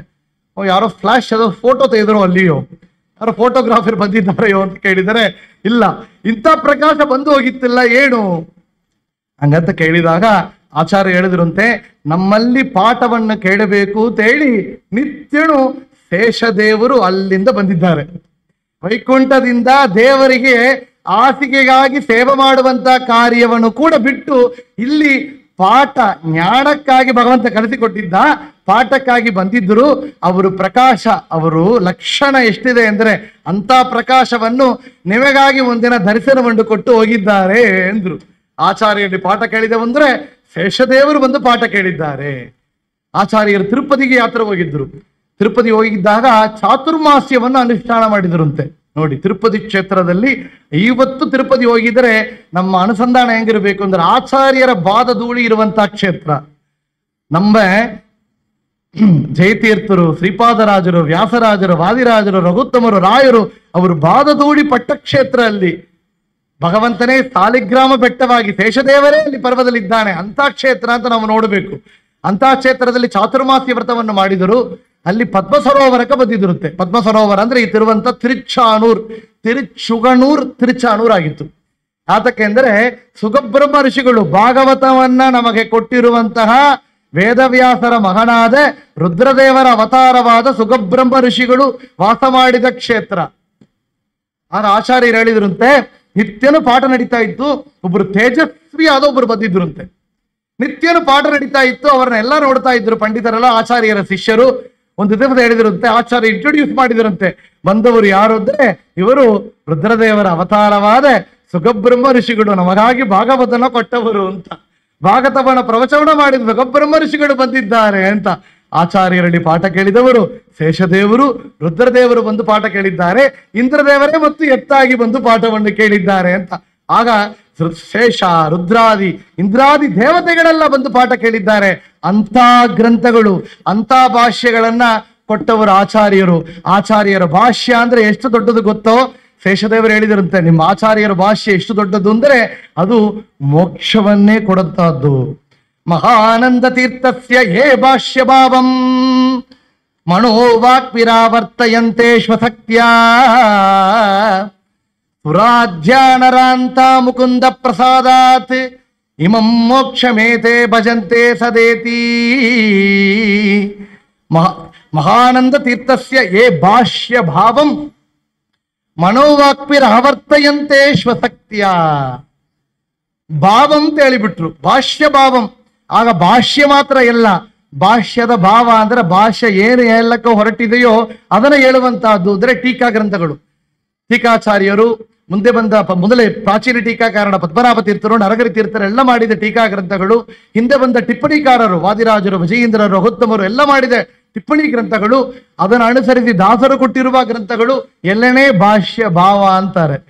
ನಮ್ಮ ಗ್ರಂಥಗಳಿಗೆ ನೋಡ್ರಿ, ನಮ್ಮ ಸಿದ್ಧಾಂತದಲ್ಲಿ ಎಷ್ಟೊಂದು ವಿಶೇಷ ಅಂದರೆ ಆಚಾರ್ಯರು ಏನು ತತ್ವ ಹೇಳಿದ್ದಾರೆಯೋ, ಮುಂದೆ ಬಂದ ಟೀಕಾಚಾರ್ಯರಾಗಲಿ, ಹಿಂದೆ ಬಂದ ಟಿಪ್ಪಣಿಕಾರರಾದ ವಾದಿರಾಜರು, ರಘುತ್ತಮರು, ರಾಯರು, ವಿಜಯೇಂದ್ರರು, ವ್ಯಾಸರಾಜರಂತವರಾಗಲಿ, ಹಿಂದೆ ಬಂತಹ ಪುರಂದರದಾಸರು, ಕನಕದಾಸರು, ವಿಜಯದಾಸರು, ಗೋಪಾಲದಾಸರು, ಜಗನ್ನಾಥದಾಸರು, ಎಲ್ಲ ದಾಸರುಗಳಾಗಲಿ, ಗೃಹಸ್ಥಾಶ್ರಮಗಳಿದ್ದ ಗ್ರಂಥಗಳ ಬರೆದ ಯಾದವಾರ್ಯರು ಇಂಥವರು ಮಹನೀಯರಾಗಲಿ, ಎಲ್ಲರೂ ಕೂಡ ಒಂದು ಚಿಕ್ಕ ವಿಷಯ ಕೂಡ ಡಿವಿಯೇಟ್ ಆಗೋದಿಲ್ಲಂತೆ.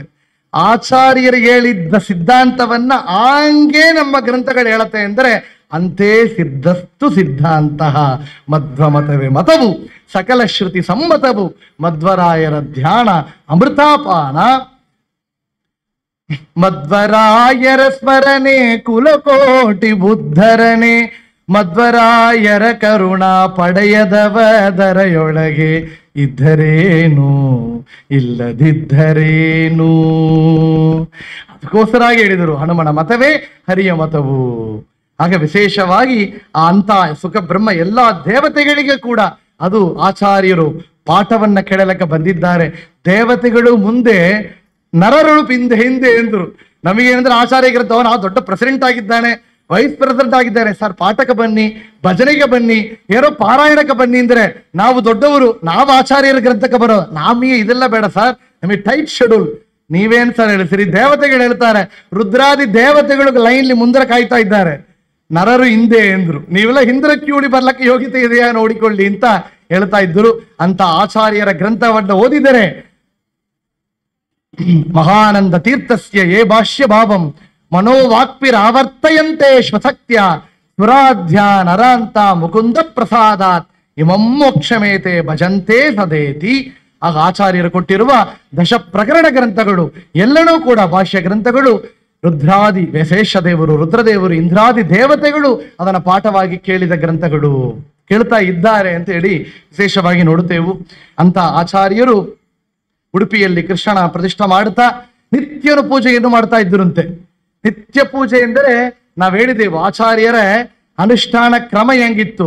ಆಚಾರ್ಯರು ಪ್ರಾತಃ ಕಾಲದಿಂದ ಎದ್ದು ಯಾವ ತರ ಪ್ರವಚನಗಳನ್ನ ಮಾಡ್ತಾ ಇದ್ರು, ಯಾವ ತರ ಗ್ರಂಥ ರಚನೆಯನ್ನು ಮಾಡ್ತಾ ಇದ್ರು, ಹೆಂಗ ಪೂಜೆಯನ್ನು ಮಾಡ್ತಾ ಇದ್ರು ಅಂತ ಕೇಳಿದ್ದೆವು.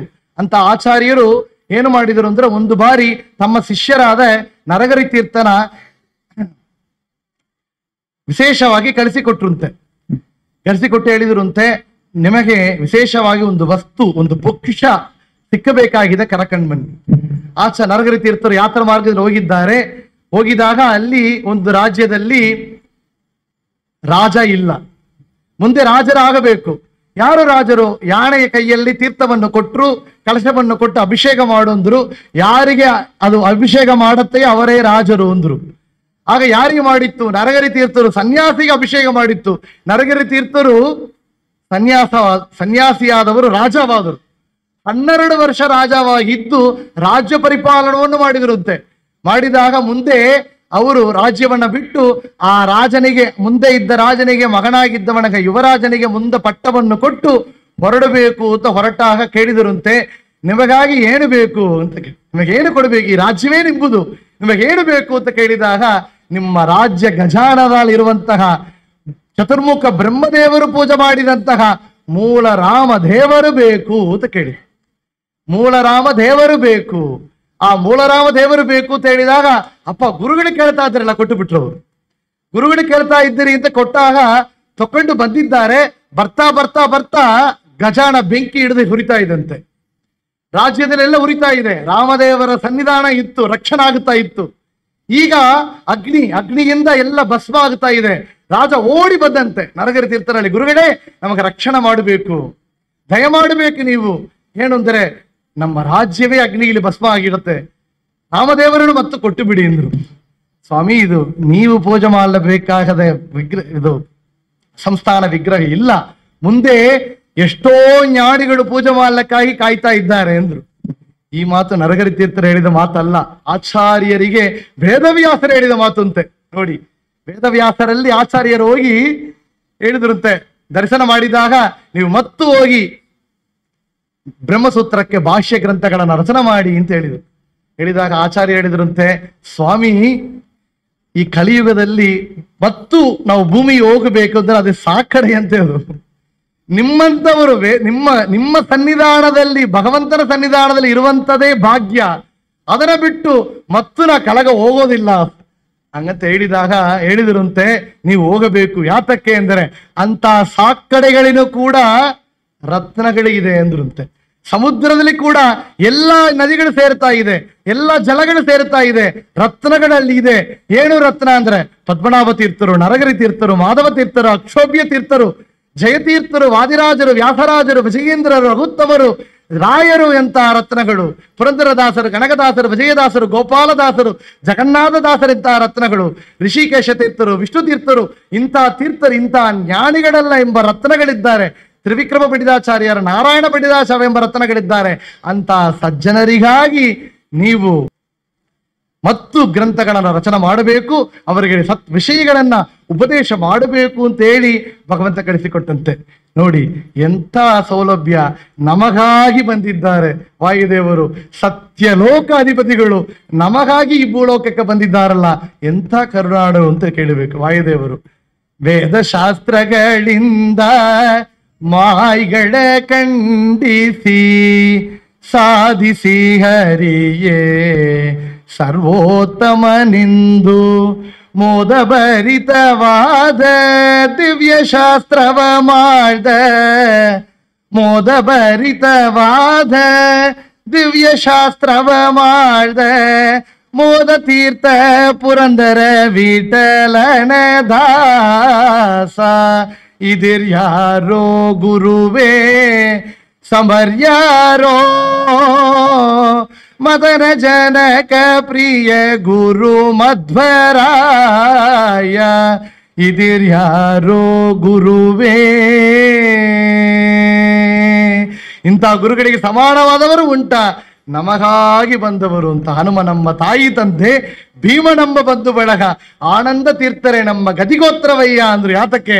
ತಾಯಿ ನೋಡಿ, ಒಂದು ಮಕ್ಕಳಿಗೆ, ಸಣ್ಣ ಮಕ್ಕಳಿಗೆ ಏನು ಮಾಡುತ್ತೆ ಅಂದ್ರೆ, ಜಗನ್ನಾಥದಾಸರು ತಾಯಿ ಮಗು ಆ ಬಾಂಧವ್ಯವನ್ನ ಹೆಚ್ಚಾಗಿ ಹೇಳ್ತಾರೆ.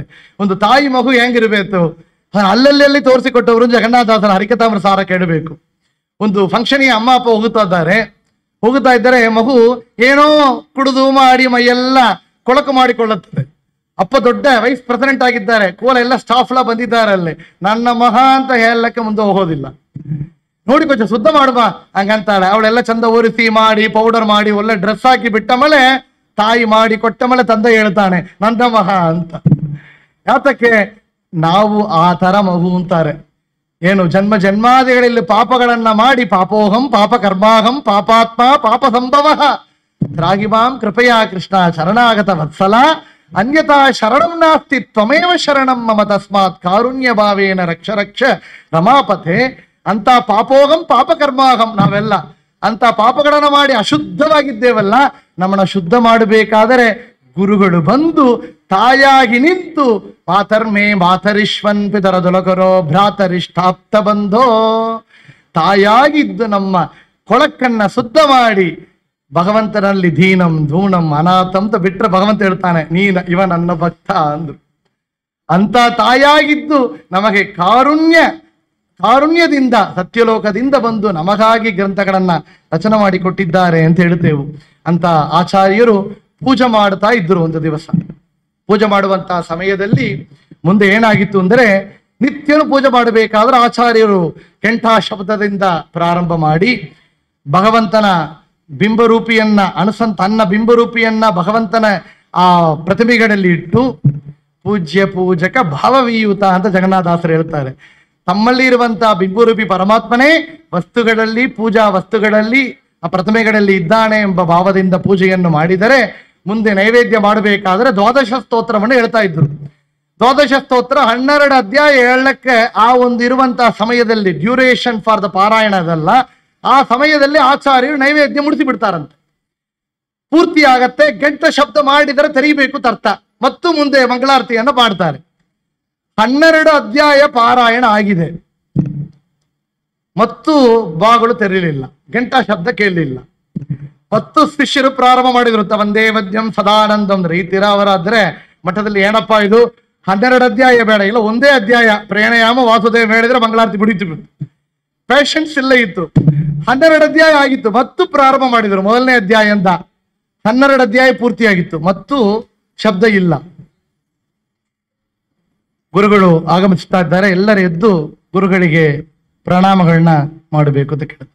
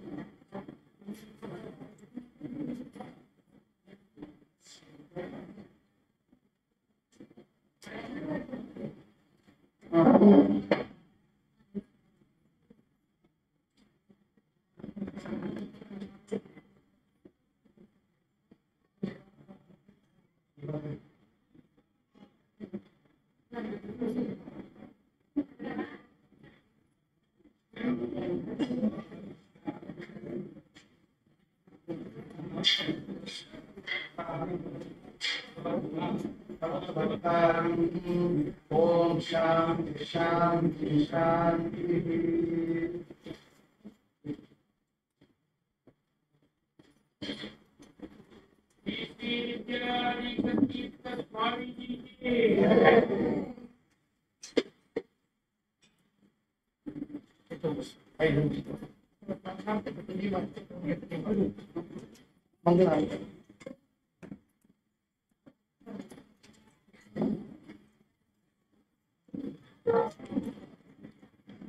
ಪಲಿಮಾರು ಶ್ರೀಗಳು ಇಲ್ಲಿ ನಮ್ಮ ಉಳ್ಳಗರ ಕ್ಷೇತ್ರಕ್ಕೆ ನಿತ್ಯನೂ ಇಲ್ಲಿ ಬಂದು ಹನುಮಂತನ ಬಗ್ಗೆ ಅನುಗ್ರಹ ಭಾಷೆಯನ್ನು ಮಾಡ್ತಾ ಇದ್ದಾರೆ. ಇವತ್ತು ಇಲ್ಲಿ ಆಗಮಿಸಿದ್ದಾರೆ. ವಿಶೇಷವಾಗಿ ಮಧ್ವರಾಯರ ಸ್ಮರಣೆ ಎಂಬುದಾಗಿ ನಾವು ಇವಾಗ ನೋಡ್ತಾ ಇರುವಂತಹ ಸಮಯದಲ್ಲಿ ಆಚಾರ್ಯರು ಪೂಜೆಯನ್ನು ಮಾಡುತ್ತಿರುವಂತಹ ಸಮಯದಲ್ಲಿ ನೈವೇದ್ಯ ತಾಮದಾಗಿತ್ತು.